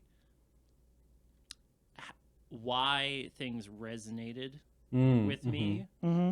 I didn't understand. Oh, interesting. You're like, oh, I was gay. Like this is going to be an incredibly cringy thing. Back when I was a younger little boy, When you were a younger boy. one of my role models Mm-hmm. was goddamn Squall Leonard from Final Fantasy VIII. Really? I'm not joking. Huh. Whatever. And for some, yeah, exactly. And for some reason, I resonated with his relationship with Zell. Okay. Zell, as a character in that game, was vaguely queer coded. Mm-hmm. And I think I remember someone in the development team going, oh, yeah, he was supposed to be vaguely gay. Huh. And that colored their relationship so differently in my mind once I read that. It's really funny when you said queer coded because it sounded like a very different form of clear coding. Yeah. Just has a vague iridescence to it. Whatever the opposite of like straight washing is.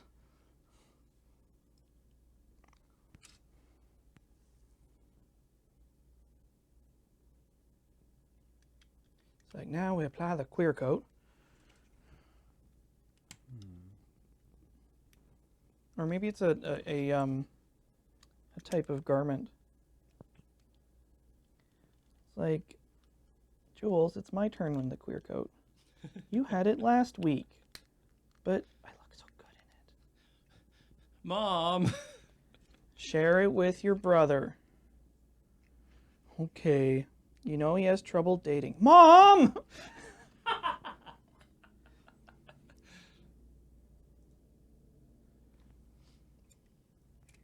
You know what's a bit of whiplash though? What? Mhm. I mentioned Squall being one of my role models back then. Yeah. Mhm. A previous one Mhm. was Aerith Gainsborough. Hmm. How do you make those two things meet? Uh, How do those interface? Are you gonna tell us? No, because I don't know. Oh, They are like opposite characters. I don't know. I mean, the connections and resonances we have don't necessarily add up to anything. It's just like, oh, I kind of like this. Mhm.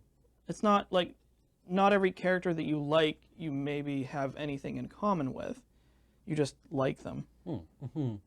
You pig-sucking donut shit heap. Hi. Ah, yes. No, the just the- experience of making models. No, just the tail light fell off again. Yeah, no, I mean, I'm gonna have to pin it or this something. this is the experience of making models. Just like going along and all of a sudden just going off on a 6-minute long swearing fit. Yeah.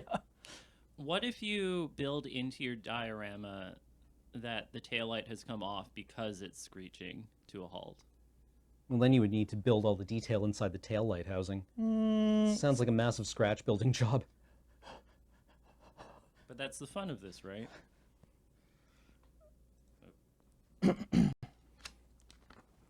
Ooh, we're getting.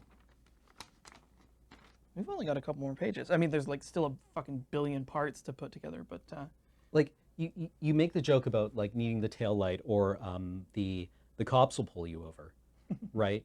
But there's a guy I watch on YouTube called The Chieftain, and he does tours of usually World War II tanks for World of Tanks. He was hired by World of Tanks to like Oh my give God. tours of it because he was also a tank officer in the American Army. is this the one where he's like, "Oh my God, the tank's on fire"? Yeah, he's got the "Oh my God, the tank's on fire" test. That's a really great test. But he talks in one of his stories about getting a speeding ticket from a MP in Iraq because he was driving his tank too fast. Right? And apparently the tank commander gets the ticket rather than the driver. Oh no. Well, yeah, Yeah. because he's the one In determining the charge. speed. Yeah. That's so funny. Yeah, getting pulled over by the MPs in your tank for speeding What's all this then? is a thing that can happen to you. That's- Like, I guess that makes sense, That's right? astoundingly funny.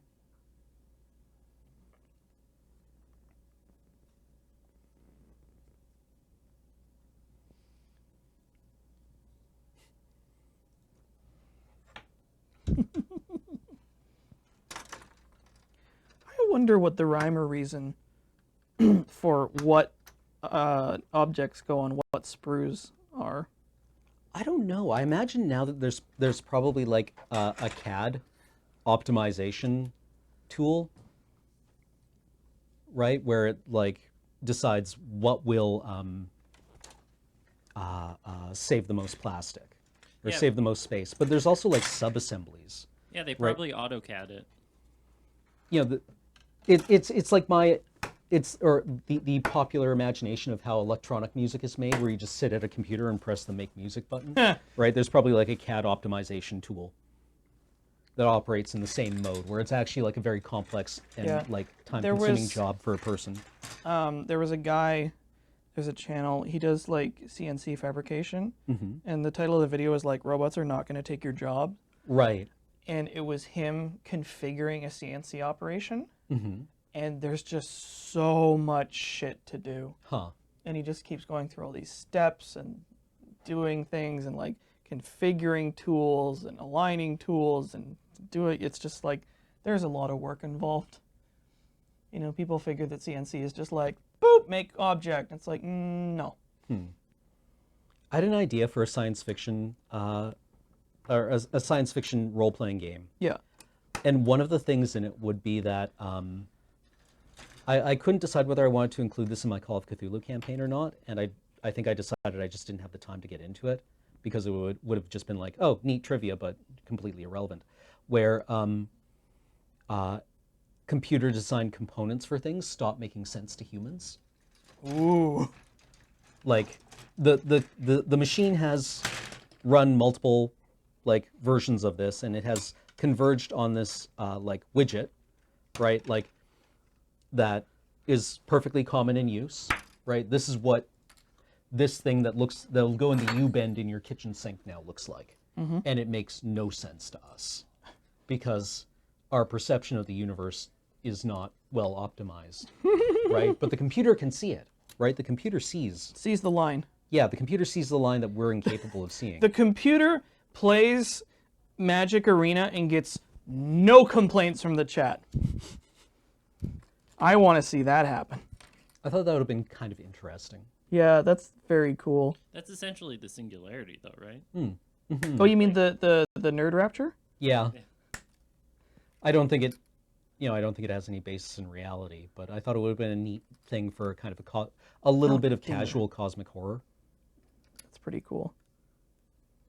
I always like that stuff that like just gently bends reality in a way that's like still barely plausible. I think that's really effective as horror because it's like it could have been the wind. But that's an awfully coincidental wind. Mm-hmm.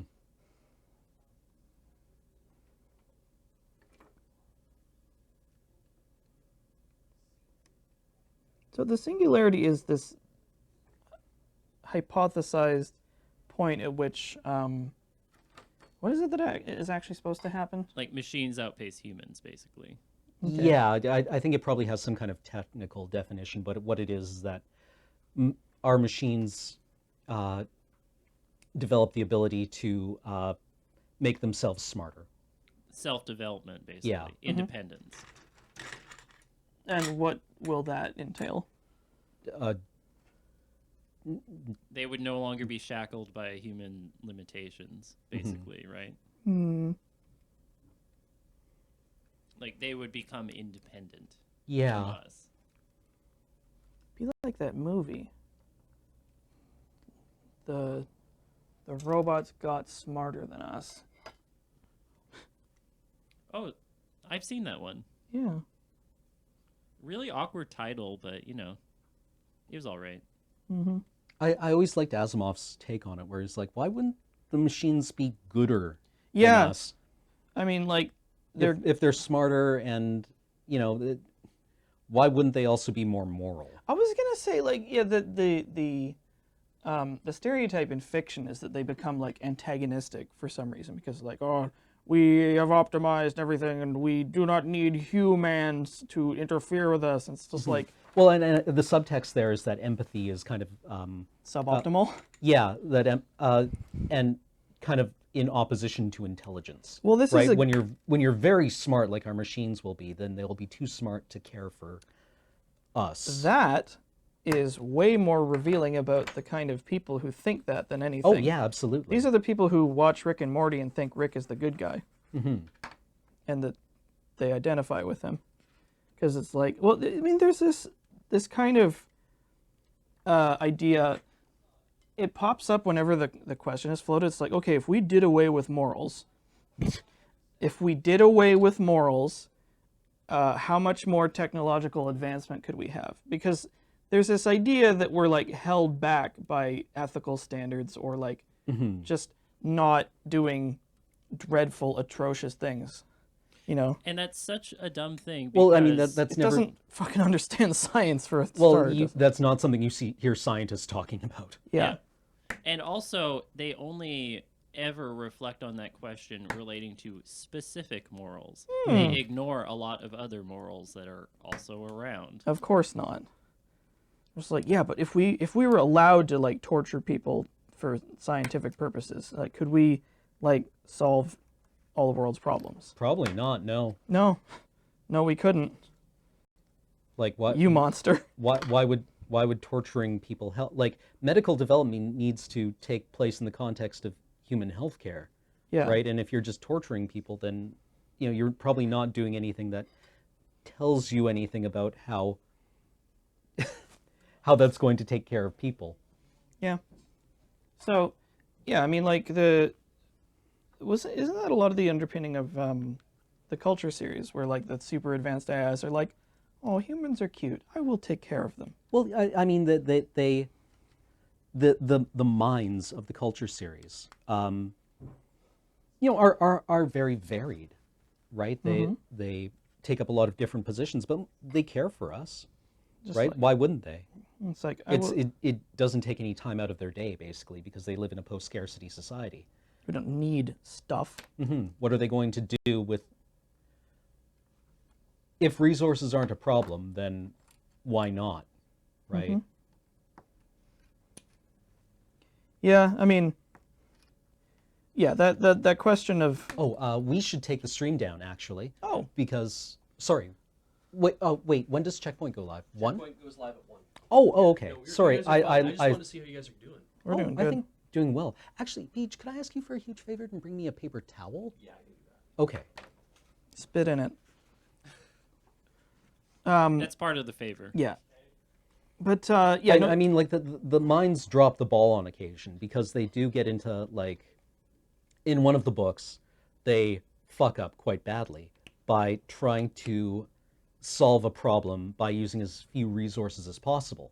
oops. Because they get into, like, competitions with one another where they're like, Oh no, they Can- do half an A press. yeah, where they kind of try to speed run, basically uplifting a species. Oh no. And it's a disaster. Oh A no. complete disaster. They fucked up. Thank you so much, It's the Beach. one I spit in for Alex.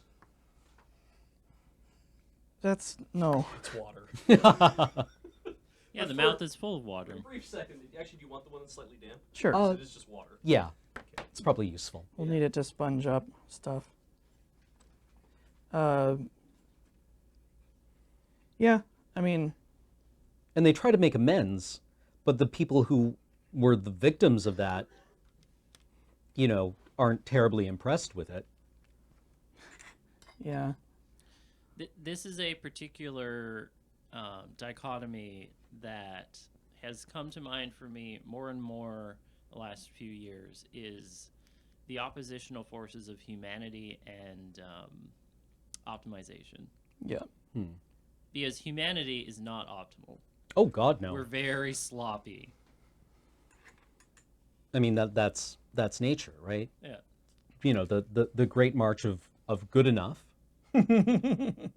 We're quite remarkable, Yeah. I think, but we're far from optimal. Although, like, that's also hard to judge. Yeah, like because, what even is optimal? Well, we're fabulously complex. Yeah. Like, if you think of what is optimal, the easiest thing to go to is probably mathematics. And putting that into a real life situation, well, the words the economy comes up, Well, the market.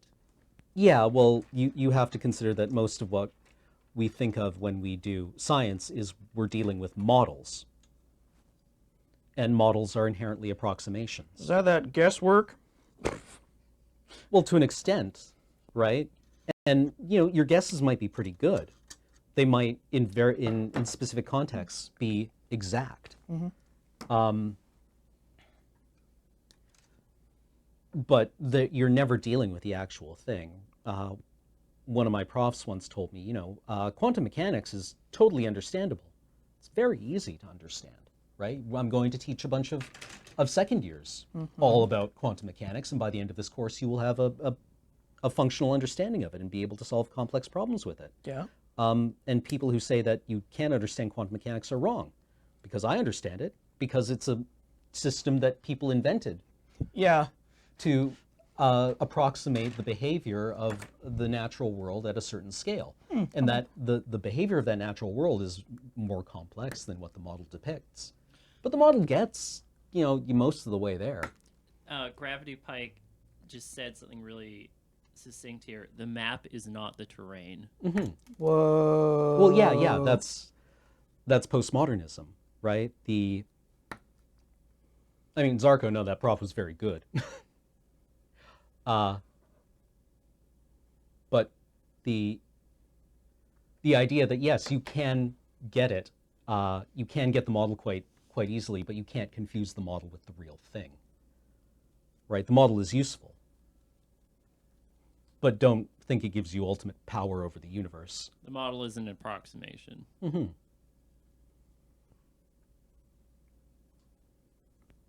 Yeah, the map is not the terrain. Isn't that Jameson from postmodernism? It's And very quotable either way. This Yeah. is the first time I've heard it, which is ironic considering my background in school of geography. Well, it comes from cultural criticism. Yeah, I could totally see that. Yeah. I don't see how that makes teaching really hard. It actually made it much easier for the students to grasp it because it made it much less intimidating. Yeah, I think that would make it easier because if you go in going, well, I have to perfectly understand everything, it really distills in people, especially perfectionists, a defeatist kind of outlook. Like, you cannot be perfect. Yeah. Feynman talked about how saying you understand quantum mechanics means you don't. The line I heard repeated inside the science buildings was that people who that's not true, right? Feynman won several prizes for quantum mechanics, right? Is it perhaps an intelligent sounding thing to say? It's very quotable. Mm-hmm.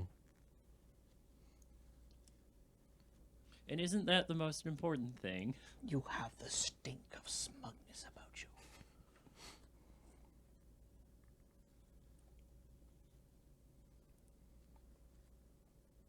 Oh, I had this flip turn ways, I think. Yes, I did. Okay, let's put this wishbone in. Make sure it doesn't break. So tempted to just snap this in half. Good. That was my intention. You rotten bastard.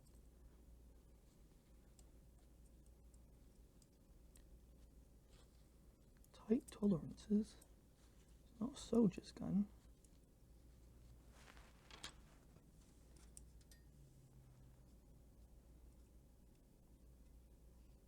And what exactly does that wishbone do in the greater purpose of this vehicle that you're This building? appears to be the steering linkage. Rather small. Well, yeah, Wicker Knight. Feynman, that entire line of Feynman's was in a longer discussion where he also talks about the line "naive and probably wrong" comes from, where he's talking about popularizers of science who are, as you say, snake oil salesmen, and it's a much longer thing than that. So yeah, you're absolutely right there. Cam, are you ever pissed off by YouTube content calling itself science experiments when it's actually just like, we're going to throw dry ice in the pool and see what happens? Well, I mean, that isn't necessarily bad, right? Like there was an XKCD, and this is far from me defending XKCD because I find it tedious a lot of the time, even though some of them are quite good. But where the characters were talking about Mythbusters. Oh, right, yes. Yeah, It's as like, being what's like the a control? Yeah, as being like, sloppy bad science. And, maybe it actually just teaches people that science is accessible and how it works, right? That you can take a hypothesis and test it. And then do various other things to alter the experiment and then watch how it behaves. Yeah. And that's good, right? I suppose there's like, the argument could be made that there's value in different levels of sophistication of the same thing. Yeah, everyone is going to be introduced to something the first time, Okay. right? So you need that introductory level thing. Otherwise, no one would be going to the 101 courses in university because everyone already knew everything, but that's not how people work. So,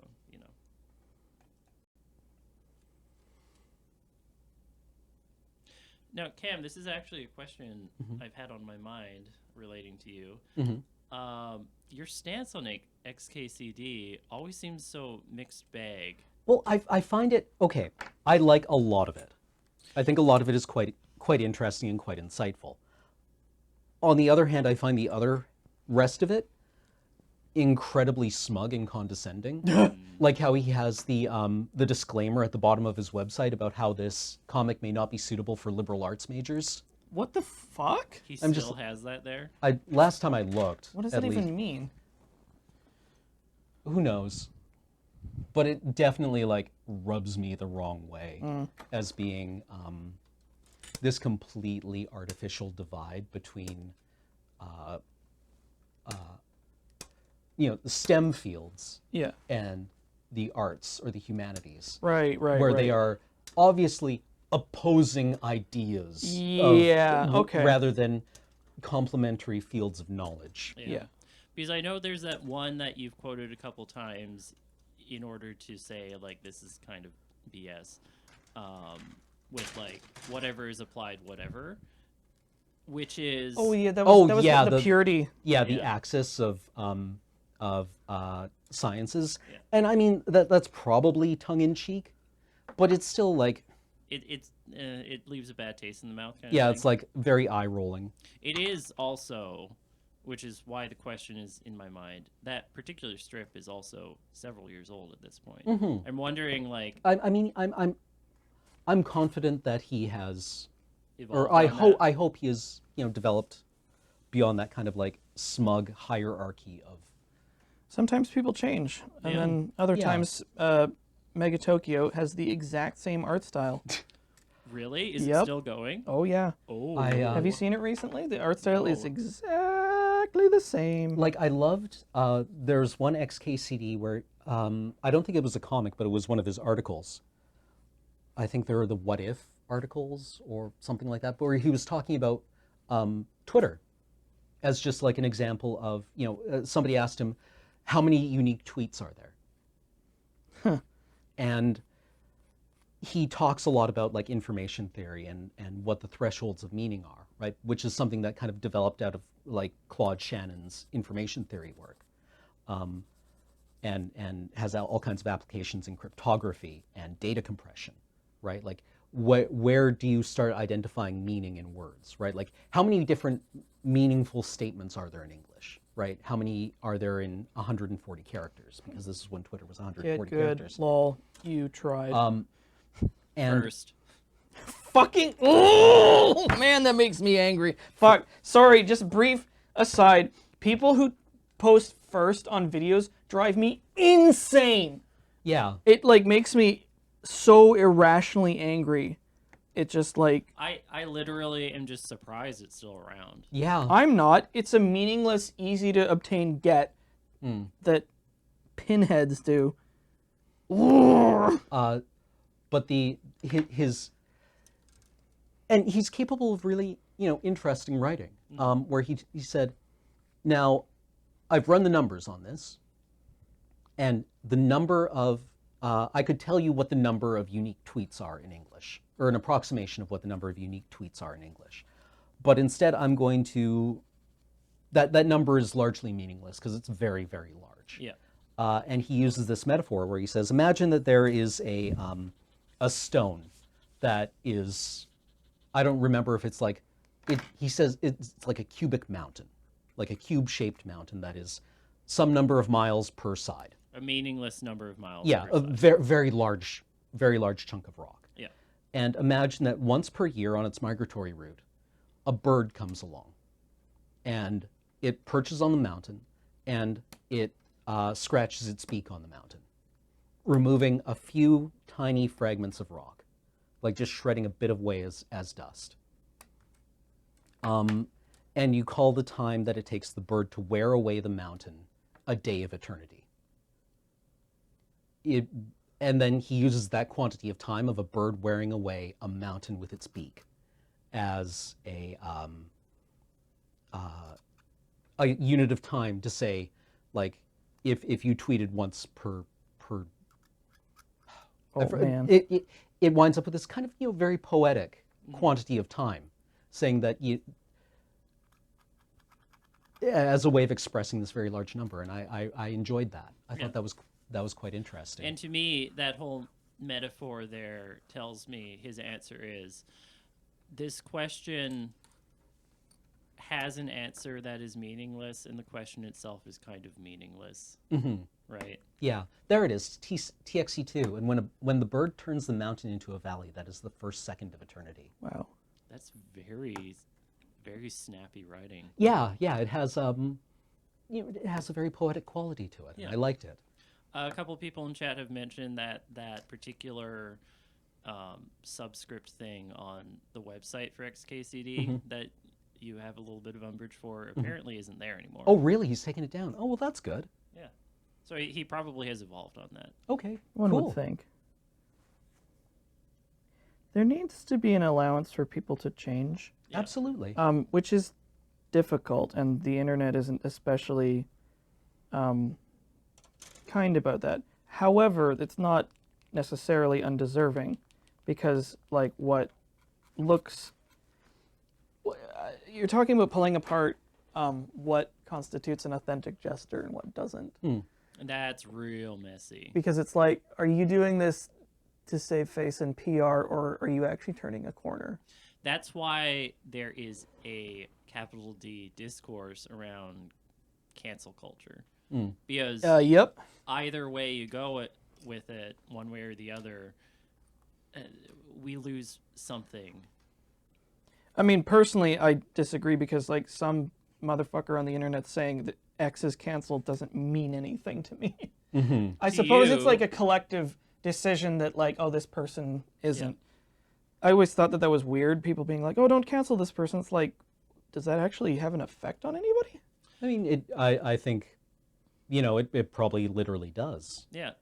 Um, There is that saying, your experience is not universal. Yeah.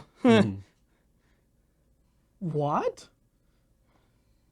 But I thought everybody was like me in every way. I thought everyone was extremely gay, just like me. I mean, only half gay, but Yeah. or some indeterminate percentage. We have a term for that. It's queer. Okay, so Also, yes, there is capital D discourse around that term as well. yeah, brief thing. I always feel kind of uncomfortable wearing the term queer, because I never feel like I'm necessarily I don't know. It's like, you must be such and such to ride. I mean, I'm sure like everybody has that problem. we could get into the whole idea of you cannot be of this particular group unless you've suffered as this group has. And that is a really messy quagmire of everything. For example, I never really had any discrimination other than just the general, wow, it's a lot harder to find a date because there are fewer people to find a date with. But I still identify as gay right. because the gay experience is not pain and suffering. Right. That's Yeah. not Yeah. what Yeah. makes It's hot that. dudes and more hot dudes. Yeah, end of list. Yeah, so like, yeah, I don't know. I'm also just like personally not terribly arsed about labels. Like if somebody put a gun in my mouth and said like, what is your sexual identity? I'd be like,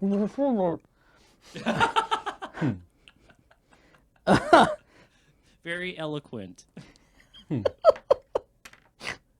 because I mean, like, The thing is, if you don't want to use the term, like literally, you don't have to. yeah, I'm I'm just not that into it. It's like maybe it would be accurate, but the fuck? Oh, I see what you're up to. What the hell is this part used for? What the frickety? The friggity What the frickety? The frickety? What the frickety? Bullshit cock. Bullshit cock. Bullshit. Bullshit. Bullshit. Bullshit. Ah, my head. Shit. Fuck. I knew this was gonna be fun. God. Every once in a while I think of that song. It's very good. Oh, I need armor. Oh, yo. He says like something honky. Yeah, like, don't shoot at me. I shoot you like 50 fucking fucking times. times. Fuck! I think it's called The Terrible Mr. Grimshaw. And what it is it's a series of recordings that this one guy's roommates made of him playing Counter-Strike in like 1998. And it's just him screaming at the computer, set to like a techno beat. Yep. It's like do do do do do do. That sounds like really good content. It's really funny. Yeah. Yeah, TXC just mentioned in chat with the inclusive of labels and whatnot. They say, as a straight white cis guy, they spent years denying their depression, thinking like, "How dare I complain?" Right? Huh. Yeah, that's. I mean, this is where the disco horse really bucks you off. Is that like, you, in trying to be understanding of other people's plights, you diminish your own because you're an oppressor. Checking your privilege and is like not a bad idea unless it becomes some sort of like thing you It is a tool to use as you see fit, and sometimes tools are used in poor ways. well, I mean, maybe it's more useful to just be like, be introspective from time to time. The disco horse is like a bull ride. Or a No, mechanical bull, no. right? Disco horse is the discourse. Oh. Yeah. Really? Oh, you didn't know that? Nope. Yeah. Oh. No, I want to get off the disco horse is the discourse. Oh, I get I it. thought it was a Lady Gaga song. Maybe. It's possible. But yeah, it's just like that phrase was like ended up being a cudgel that didn't really, I think, do anyone any good. Because it was like, oh, this is not a bad idea. And oh, now people are beating each other over the head with it. Great. I like how people are correcting me in chat. That's disco stick. I know, chat. What about disco stew? I'm a queer man. I know both about disco stick and disco stew. What about disco biscuits? That one's new to me. Go on. Ecstasy tablets. Oh. Okay. I'm not personally into that. Thank you. Me neither. A guy tried to buy my goggles for a tab of ecstasy once, though. Huh. Wow. That was the That one. doesn't seem like a good exchange rate. No, I didn't go for it. That was a really bad rave. I've yet to go to a good one. And Disco stop. yeah, disco stap. Anyway, we are in the last 10 minutes of the broadcast. Oh, okay. Do you want to Thanks, show subs. off what you do? Oh, or- yeah. Okay. So basically all I've done is paint Oh, stuff you on know a what? sprue. Perfect. I actually just finished that step. I made no progress, as is tradition. Which But one of you want to show off You your go stuff first. first? okay, sure, I can do that. Okay. I'll put you on the close cam then. Okay. So I have just been working on a de Havilland Mosquito. It's a 1/72 Tamiya kit, and I've just been painting sub-assemblies on the sprue. So I've been doing the zinc chromate green color on the interiors. Who knew zinc was green? Well, it was a color of paint that ranged from like yellowish green to like kind of a medium green. Oh wait, chromate. Yeah, so it Is was that just like how all the Wehrmacht vehicles, the hull was painted like red oxide. yeah, I think it was just kind of like an industrially available paint pigment that was kind of non-reflective. Ain't that how it usually goes? Yeah, and available in large quantities, and you didn't eat. And then also the aluminum surfaces and the bare metal surfaces on several things. So, yeah, you can see the landing gear there. But, you know, models are a thing you pick up for a few hours at a time and then move on from. It's the, quite the a interior chill of the engine nacelles. kind of. Shining. I definitely got to try this sometime, like painting on the sprue. Because I like I said, I've primed once, but I've never painted like that before, and it seems very appealing. Yeah, it's how I learned. It definitely means that you have to like touch things up later. Well, yeah. But you know, if you don't have an airbrush, or if you don't have your airbrush with you, then it's a good way of going. And are you going to show off yours, Alex? DEFCON 3. DEFCON 2. Oh, okay, come on. DEFCON 1, one time. Oh, it's a fucking drill. So this is starting to come together, the Topol chassis. All these side containers. I don't know what's inside them. I imagine it's a series of generators and maybe like fuel tanks and so forth, logistics. Like tool kits. I bet you there's like, yeah, storage. there's like a toolkit. It's like, rocket is busted kit, open up. Well, I imagine also if you're driving this thing out in the middle of like the Siberian woods, Yeah. like staying mobile, you're probably away from base for a while and need like Yeah. several weeks of provisions. This is the driver's cab, by the way. And it's really tiny. I watched a video of somebody driving around. It's very cramped in there. Well, you only need like the one driver, right? Yep. So something that I haven't figured out yet that I want to look into is like, obviously someone drives this thing. Right. Who launches it and who gives the authorization to launch it? Because you'd think this would still be two-factor. Yeah. Yeah, you would hope so. Yeah, unless it's like there's the windshield wipers, horn, launch nuclear missile. Well, just would you probably wouldn't launch it from inside the cab, would you? Or is that or is the cab safe? The cab is probably safe. Or do but you I launch don't it know from for like sure. do you go to another room? Or another I think there's a small crew cabin, but you know, now I'm curious and I need to look into it. It doesn't look like there's any place for a crew to live. But yeah, we'll see. So next up is going to be a few more pages of putting on little teeny bits and boops. We're like 3 steps away from adding tires, Ooh. and then we assemble the missile and put that on. Well, this is okay. This is not actually the missile. This is the launcher tube, and this little section is the cap. Because I've watched a video of like a test launch of these, and when it starts going up, the cap falls off, and there's a missile inside it. It's basically like a bazooka.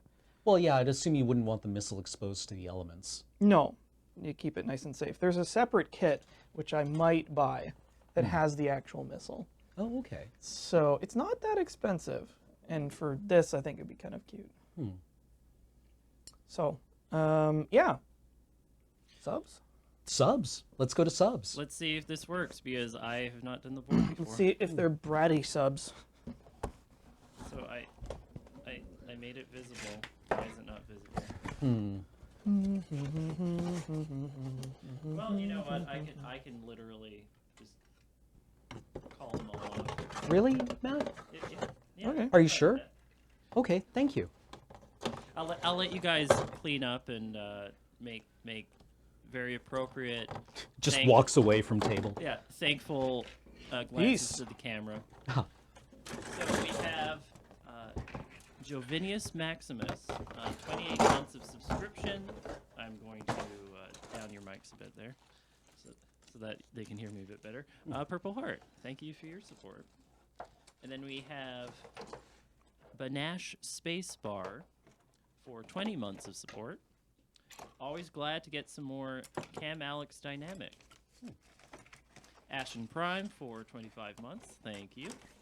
A Clone Shit. Pickle for 35 months. Blorp, thank you. Martian Gutierrez, subscribed for 29 months. These streams are always excellent, and I'll be thoroughly enjoying this one. Thank you so much for these. Aslan121 for 7 months, thank you.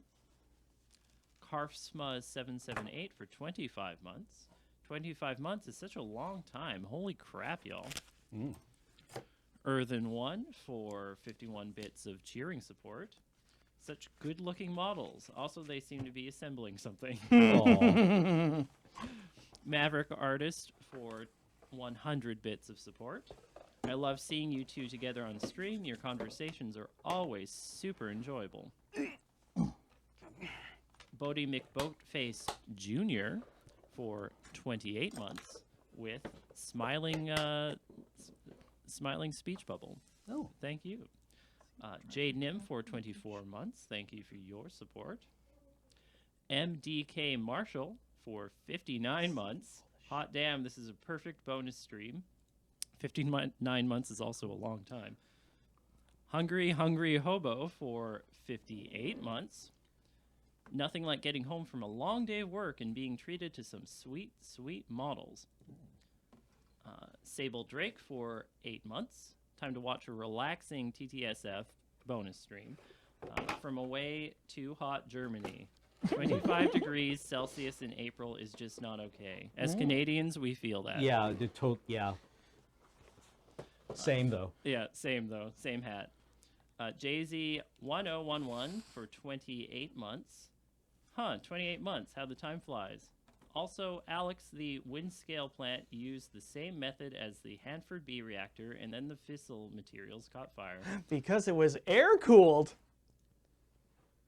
That sounds like such a good idea, though. It was a bad idea. They covered it up because they didn't want to lose their nuclear industry. Wow. Huh. DSPMU for 29 months. Thank you for your support. Crow T Human for 6 months. Thank you. Forlorn Hope 22 for 40 months. Thank you. Garjira with 100-bit cheer. Two of the best lure lads around. A couple of relics from the vault I've been really enjoying have been the XCOM episode of Talking Sim and the RE2 playthrough of Let's Nope. Oh. Awesome work, lads. Chef kiss. Smooch. Taste the Beans for 27 months of support. Fun fact, because it was downwind, Belarus received approximately 70% of the outgoing contamination from Chernobyl. Woof. Yeah. Ninjitsa Monkey, subscribed for 37 months, thank you. Ray Kara for 6 months, thank you. Isaiah Jenner for 18 months, thank you. Onion Rise 1 for 19 months. Let's make this a regular stream. Well, we'll see what we can do. Gaxness for 22 months. Ooh, look, a button I can push. Captain Fuse just subscribed. Thank you for joining us. Smiling Warlock for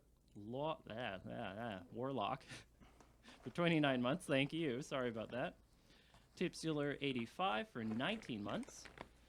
Time to build that 172 scale military GUR and that N scale 9mm gauge track building. Ooh, trains. Yeah. Train. The Woogly for 39 months, thank you. Vorpal Warhammer for 18 months, thank you.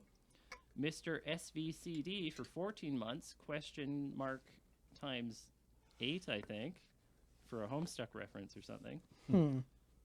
The Exploded Gamer for 15 months. Have a great day, you guys. Heart. We'll try. Melinda Phantom for 5 months. I've been building my magic cube while listening to this. Ooh. Mushbee for 36 months. This is nice. Thanks.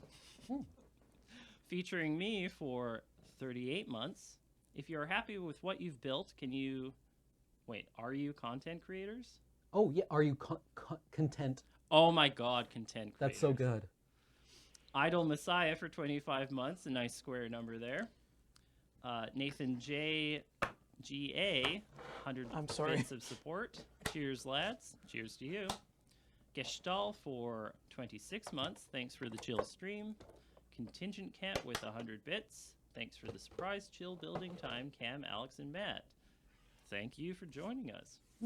And Max Simus for 31 months of support. Thank you. And I believe that is all for the subs. All right. Cool. Oh, any bits?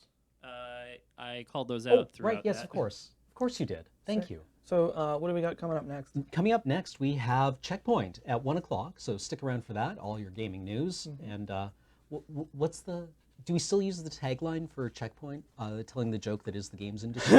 I think. Okay. Unionize. Also, that is not Unionize. going visible on the thing, so I'll look it up. Okay. But yeah, stick around for Checkpoint. And then tonight, It is Is the long Legacy. Yeah, it's the long game tonight, where I think Adam, Ian, Beej, and Ben will be playing Pandemic Legacy. And then tomorrow we have Highlander. Highlander Friday Night Paper Fight Yeah. at 5 Yeah. p.m. Play it forward with me finishing La Oh, Milana. yes, in the yes. morning, though. Yeah, Thank you. in the morning, Matt will be playing La Milana. Literally just the final boss. Bring it down. Yeah. Let's kill guess what's on God. Saturday. Live? Adam's Game Oh, House. Adam's before Game live. House will be going on in the morning, and Adam will be Live. playing Enter the Gungeon with Jeej, You will with be? Jordan. Yeah, Oh, nice. Jeej. yeah, who will be in town. And then, yeah, Loading Ready Live on Saturday night. So At, tune in for that. 6, I believe. Yeah. Yeah. And then Sunday has Rhythm Cafe. Oh, and yes, sorry, Lure MTG will be up after Checkpoint. I'm Derp. sorry. We know what we're Oh, doing. yeah, that bonus one or whatever, right? Or Yeah. They had a bonus one recently, anyway. Yeah, the bonus Lure MTG was Tuesday, I think. For I'm not a Magic player. Yeah.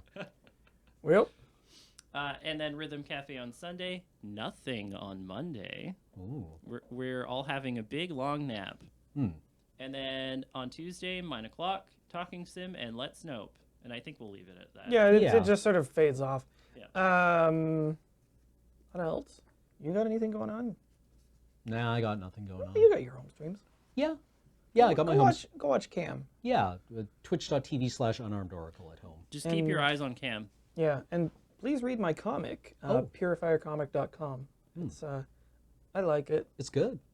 It's alt history, 1930s London plague epidemic. Sounds like a nice place to be. It's not. Anyway, see you all next time. Yeah, have a good one, everyone.